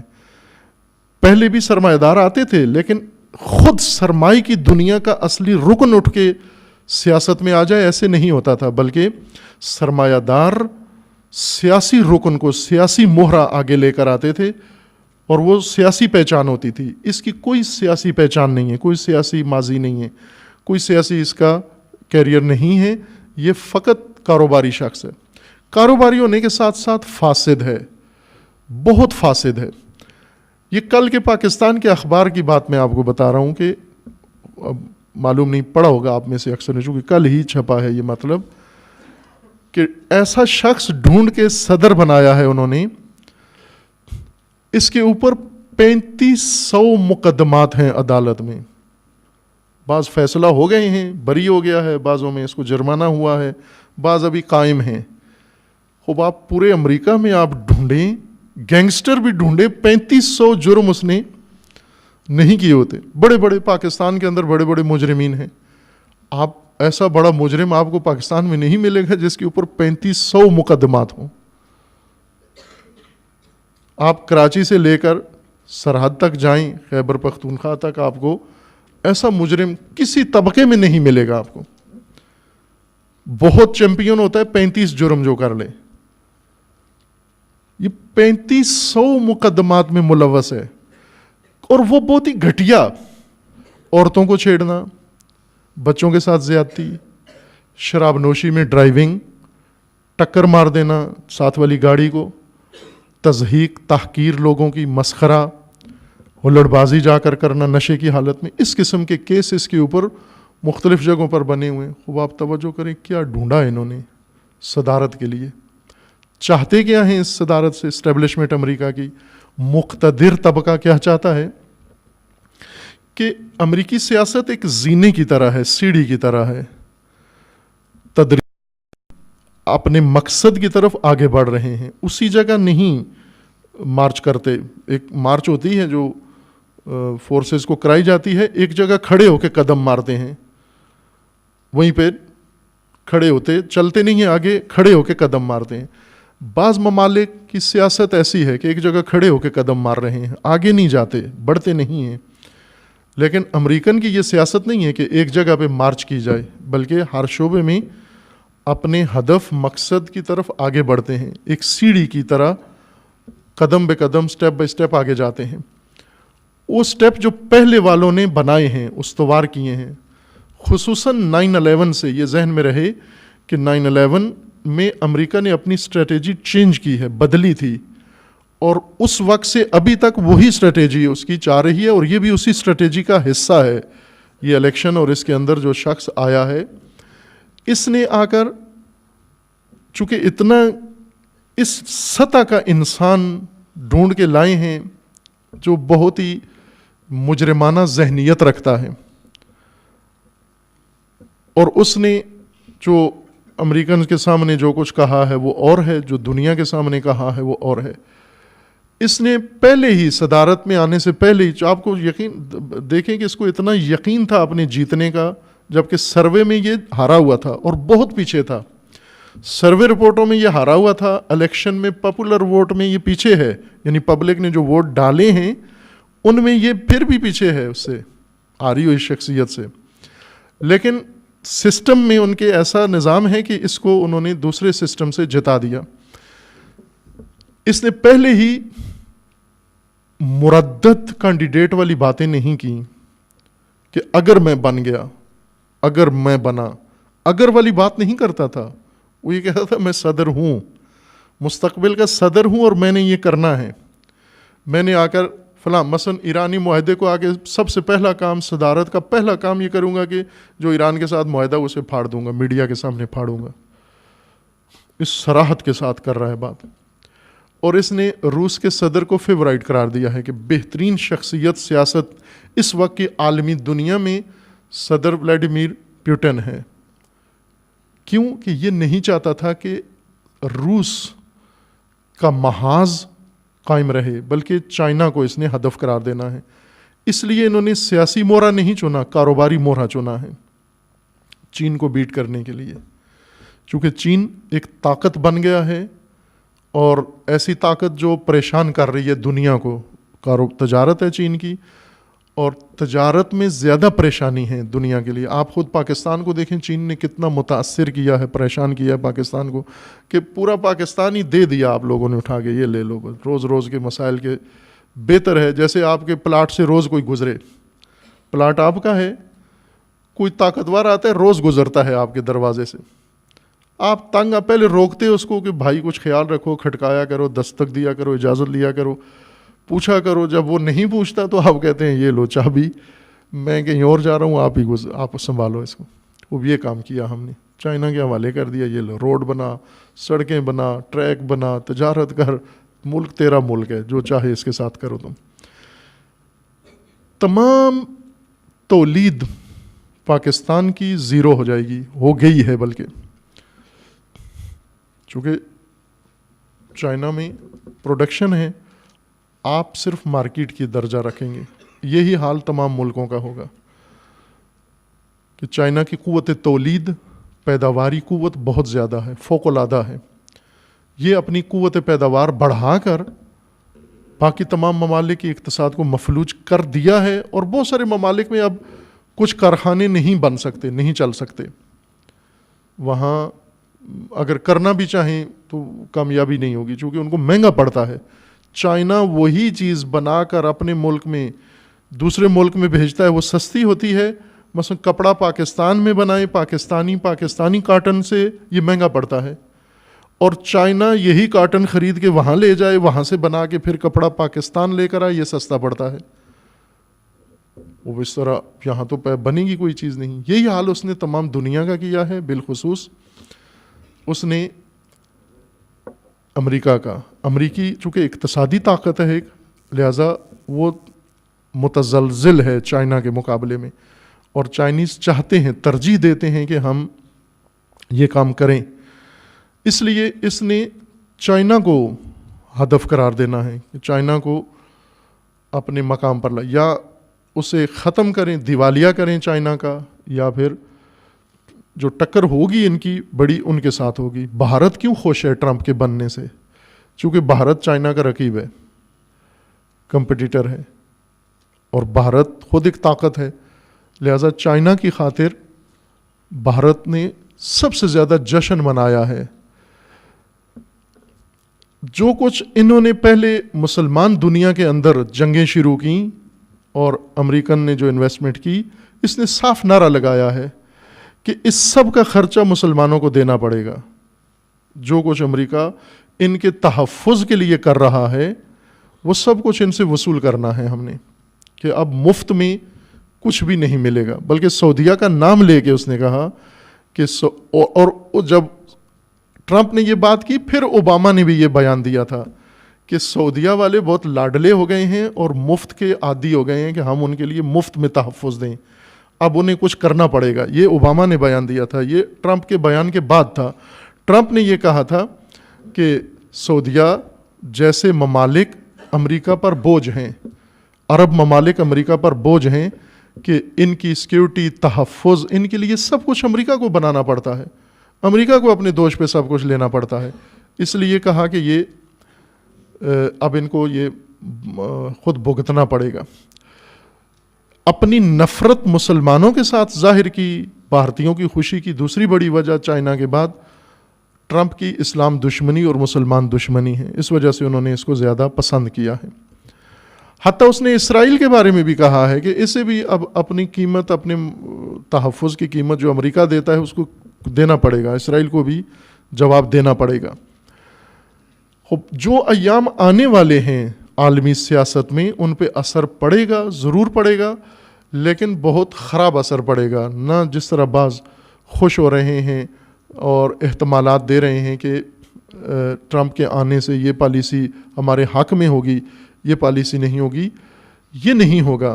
بلکہ اس نے جہاں پہنچا ہوا ہے، اوباما نے عالمی سیاست جہاں پہنچا دی ہے، ٹرمپ نے اس سے آگے اس کو بدتر کی طرف لے کر جانا ہے، تاکہ امریکی اقتدار پوری دنیا کے اوپر ہر پہلو سے ثابت ہو جائے اور مان جائے. ایران جیسے ممالک، کوریا جیسے ممالک، چائنا جیسے ممالک جو امریکی سرپرستی قبول نہیں کرتے، در حقیقت ان کے لیے یہ زیادہ سختی ہوگی. لیکن عام ممالک جو ان کے تابع ہیں، جنہیں وہ تسخیر کر چکے ہیں، ان کے جیسے پاکستان ہیں کہ امریکہ ان کو بوجھ سمجھتا ہے پاکستان کو اپنے لیے، کہ یہ بوجھ اب امریکہ کے سر سے اتارنا ہے. چونکہ پاکستان کو اس حالت میں پہنچا چکے ہیں، کمزور کر چکے ہیں کہ اب اس کو سہارا دینا ان کے لیے بوجھ ہے. جو انہوں نے روح نکالنی تھی نکال دی، جو عمل یہاں کرنا تھا کر دیا. مزید اب نہیں نظر آ رہا ان کو کہ پاکستان میں کوئی ایسی چیز ہو جو امریکن کے مقابلے کے لیے یا ان کی مرضی کے خلاف کو قدم اٹھانے والی ہو. لہٰذا ان کو اگر اپنے حال پر ہی چھوڑ دیں پاکستانیوں کو، تو یہ کچھ عرصے کے لیے رام رہیں گے، اور لہٰذا یہ بوجھ ہم برداشت نہیں کریں گے. پاکستان چونکہ وابستہ ہے، شدید طریقے سے انحصار ہے پاکستان کا امریکن پر، اس لیے یہ انحصار نقصان دہ ہوگا. چونکہ اس نے بوجھ اتارنے کا جو کہا ہے کہ امریکہ کے اوپر جو فالتو بوجھ پڑا ہوا ہے جن ممالک کا، وہ بوجھ ہم اتاریں گے. اتارنے کا مطلب یہ نہیں کہ لا تعلق ہو جائیں گے، یعنی ہم نے انہیں جو ناکارہ بنا دیا ہے، اب اس کے بعد ضرورت نہیں ہے ان کا بوجھ اٹھانے کی، بلکہ انہیں اپنے حال پر چھوڑ دیں تو ہمارے مفادات پھر بھی پورے ہوں گے، یا وہ ہمارے مفادات کا تحفظ کریں گے، اور ان سے انہیں کوئی پریشانی نہیں ہے. چند ممالک ہیں جن کے لیے اس کی پالیسیاں مضر ثابت ہو سکتی ہیں. عالمی حالات میں شدت آئے گی، جتنے بھی بحران کھڑے ہوئے ہیں یہ بحران شدت کی طرف جائیں گے. باوجود اس کے کہ اس کے بیان میں یہ آیا ہے کہ میں امریکہ کو عالمی بحرانوں سے دور رکھوں گا اور اندرونی مسائل پر توجہ رکھوں گا، لیکن ظاہر سی بات ہے کہ اسٹیبلشمنٹ جو چاہے گی انہوں نے وہ کرنا ہے. خصوصاً جو ٹیم بنا رہا ہے، جو چند نام سامنے آئے ہیں، وہ سارے تشدد پسند ہیں. ابھی 5-6 نام جو اس نے اپنی پہلی تقریر میں، صدارتی خطبے میں جو اس نے نام لیے ہیں، جن کا اپنی پارٹی کے عہدیدار جن کا شکریہ ادا کیا ہے کہ اس الیکشن کے جیتنے میں ان کا اہم کردار ہے، وہ سارے تشدد پسند ہیں. اور سب کی ایک مشترک خصوصیت ہے کہ مسلمانوں سے نفرت کرتے ہیں. وہ سارے شدید نفرت ہے ان سب کو. مثلا اس میں ایک ان کا جان بولٹن ہے جو ان کا سفیر رہا ہے اقوام متحدہ کے اندر، جس کے اندر اتنا تشدد ہے کہ اس کے بقول کہ ہمیں فوراً ایران پر حملہ کر دینا چاہیے، ایٹمی حملہ کرنا چاہیے، نہ میزائل کا حملہ، راکٹ کا حملہ، بلکہ ایٹمی حملہ کر کے اس کا وجود ہی ختم کر دیں، ہمیشہ کے لیے امریکہ آسودہ ہو جائے. اس طرح کی ذہنیت رکھنے والے افراد اس کی کیبنٹ کے لیے انتخاب ہو رہے ہیں. یہ دباؤ بڑھائیں گے، اور دباؤ کے ذریعے سے جو ممالک ختم کر چکے ہیں، جن کو نابود کر چکے ہیں، انہیں یہ استعمال کریں گے، لیکن کرایہ نہیں دیں گے. جیسے پاکستان ہے، پہلے کرایہ دے کے پاکستان سے کام کراتے تھے، اب نہیں کرائیں گے، بلکہ پاکستان پہلے سے زیادہ خدمات کرے گا، کرایہ نہیں دیں گے. ہوتا ہے نا، بعض لوگ یہ علاقوں کے جو نواب چودھری مخدوم ہوتے ہیں، یہ علاقے کے کمیوں سے وہ طبقہ جیسے کام لیتے ہیں اسے دیتے کچھ بھی نہیں ہے، کرایہ نہیں دیتے. آپ اگر اس سے کام کرائیں آپ سے وہ کرایہ مانگتا ہے، وہ بغیر کرائے کے کرتے ہیں. اس کا کہنے کا مطلب یہ ہے کہ جن ممالک کو ہم کرایہ دے کے کام کرتے تھے، کرایہ ختم، اب آپ کو کرنا پڑے گا کام، چونکہ ہمارے بغیر آپ نہیں رہ سکتے. اور جو ممالک نہیں دب رہے ہمارے سامنے، وہ تیار ہو جائیں، ہم اپنا دباؤ ان کے اوپر بڑھائیں گے.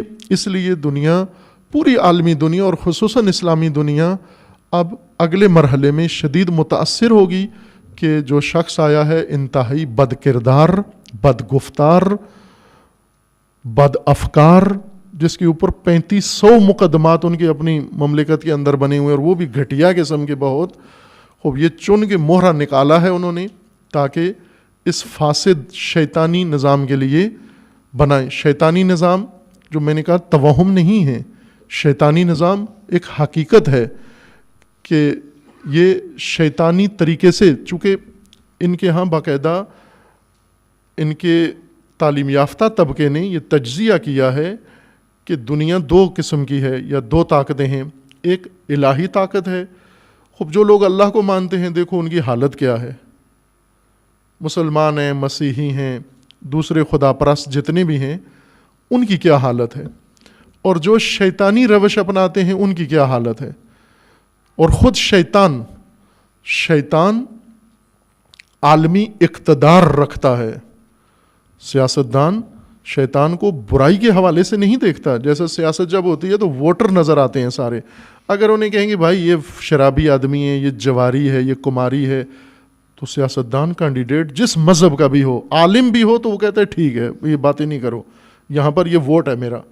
اور اس کے پاس بھی جاتا ہے شراب کی حالت میں ہی اس سے جا کے ووٹ مانگتا ہے اور وعدہ کرتا ہے اس سے، قرآن پہ اس سے شرابی کا ہاتھ قرآن پہ رکھتا ہے کہ تو نے ووٹ مجھے دینا ہے. ووٹر کے لیے یا سیاستدان کے لیے اچھائی برائی کوئی معنی نہیں رکھتی. خصوصاً میکیاویلی کا جو نظام ہے سیاست کا، اس میں اس نے کہا ہوا ہے کہ اخلاق کمزوری کی علامت ہے. جو اخلاقیات کے سیاستدان ہیں یہ کمزور ہیں، یہ کبھی بھی نہیں اقتدار میں آ سکتے. اقتدار شیطانی تفکر سے قائم ہوتا ہے. شیطان کا عالمی اقتدار ہے، جہاں شیطان کاروائی کرنا چاہے کر سکتا ہے. اس لیے ان کا مد نظر شیطانی نمونہ ہے کہ شیطان جس طرح مقتدر چیز ہے، جہاں چاہتا ہے کچھ کرنا کر لیتا ہے. تو یہی ہم بھی یہی چاہتے ہیں کہ ہم بھی دنیا میں جو کچھ کرنا چاہیں کر لیں. کہاں سے حاصل ہوگا؟ شیطانی طریقے سے حاصل ہوگا. اس لیے انہوں نے چن کے شیطانی شخصیت انتخاب کی ہے. البتہ ہیلری اس سے بھی بدتر ہے، وہ ایک انتہائی مکار. یہ جو میں عرض کر رہا ہوں کہ شیطان ہیں، آپ ایک تو خود ان کا ایک دوسرے کے بارے میں بیان ہے. ہیلری نے کہا یہ شیطان ہے، اور ٹرمپ نے ہیلری کو کہا یہ ابلیس ہے. ایک دفعہ نہیں، متعدد دفعہ اپنی تقریروں میں. یہ تو نیٹ کے اوپر موجود ہے، ان دونوں کی سپیچز موجود ہیں، آپ سن لیں کہ خود انہوں نے کہا ہے یہ شیطان ہے ایک دوسرے کو. بڑا شیطان کون ہے؟ باس اسمتھی ہیں دونوں شیطان. ابھی ان کے جیتنے کے بعد ایک آرٹیکل چھپا ہے ایران کے، مجھے ایران نہیں، امریکہ کے ایک اخبار کے اندر، نام میرے ذہن سے اتر گیا ہے اس کا، وہ آپ پڑھ سکتے ہیں، جس میں اس نے ان دونوں کو کہا ہے کہ دونوں ابلیس ہیں، دونوں شیطان ہیں، کوئی فرق نہیں پڑے گا. ہیلری جیت جاتی تو بھی ایک شیطان، ٹرمپ جیتا ہے تو بھی ایک شیطان، چونکہ دونوں کے پیچھے ایک شیطان اسٹیبلشمنٹ ہے. اور وہ اسٹیبلشمنٹ اپنے آپ کو امریکہ سے متعلق نہیں سمجھتی، بلکہ پوری دنیا، اور پوری دنیا کو اپنے متعلق سمجھتی ہے. اور ساری دنیا کے اندر جو ان کو مشکلات ہیں، اس کے لیے ان شیطانوں نے شیطانی حربے کے ساتھ اقدامات کیے ہوئے ہیں کہ کس ملک کو، کس قوم کو کس طرح سے انہوں نے قابو کرنا. جس طرح مسلمانوں کو تو الجھا دیا آپس کی جنگوں کے اندر، آپس کی لڑائیوں کے اندر، آپس کی نفرتوں کے اندر، اور تقسیم کر کے مسلمانوں کے شر سے تو بچ گئے، وہ محفوظ ہو گئے ہیں. اب دیگر اقوام کی طرف رخ کرنے کا سوچ رہے ہیں تاکہ اپنا شیطانی منصوبہ تکمیل کر سکیں. یہ آئندہ آنے والی سیاست دنیا کے لیے اچھے سائے نہیں ہے، بلکہ جو نحوست اس شیطانی نظام سے اور شیطانی ریاست سے دنیا میں پھیلتی ہے، اس نحوست میں اضافہ ہوگا. اس کا تنہا طریقہ وہی ہے جو امام خمینی رضوان اللہ تعالیٰ علیہ نے فرمایا اس کے مقابلے کے لیے، کہ یہ کام حکمرانوں کے بس میں نہیں ہے، سیاستدانوں کے بس میں نہیں ہے، یہ ملتوں کی بیداری سے ہو سکتا ہے.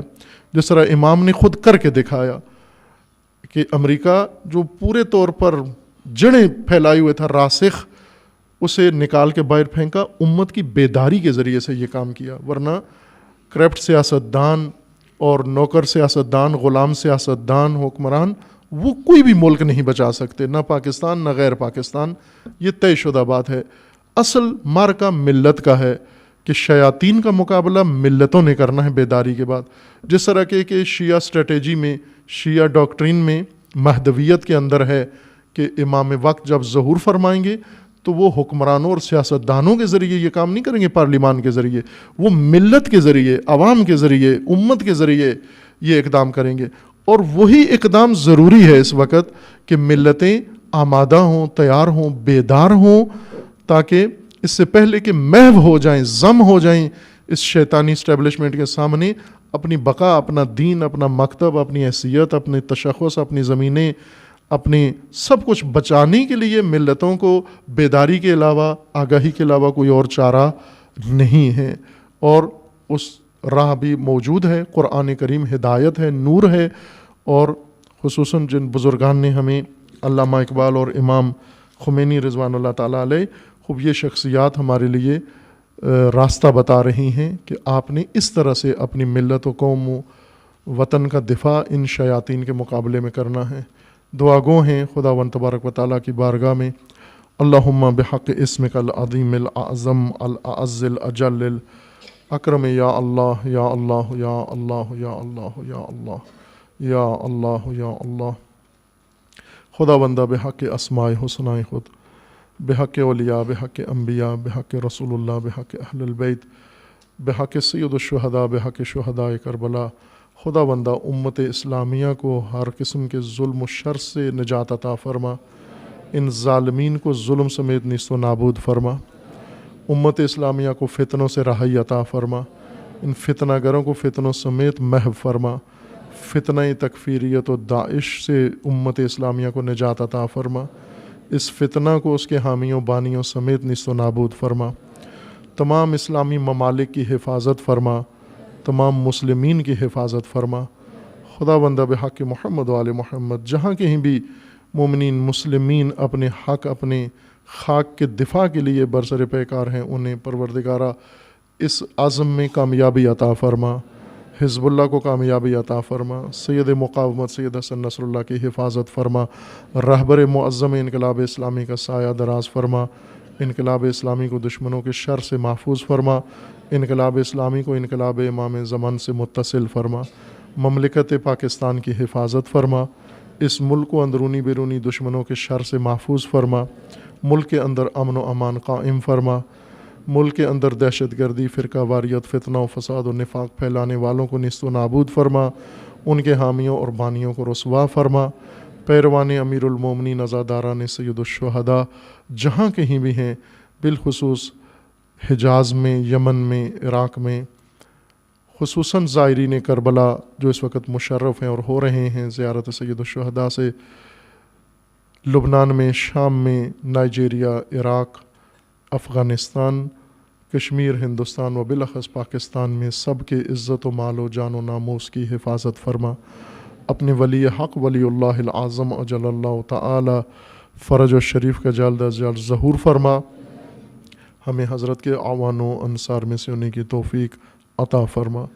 اعوذ باللہ من الشیطان الرجیم، بسم اللہ الرحمن الرحیم. قل هو اللہ احد اللہ الصمد لم یلد ولم یولد ولم یکن له کفوا احد.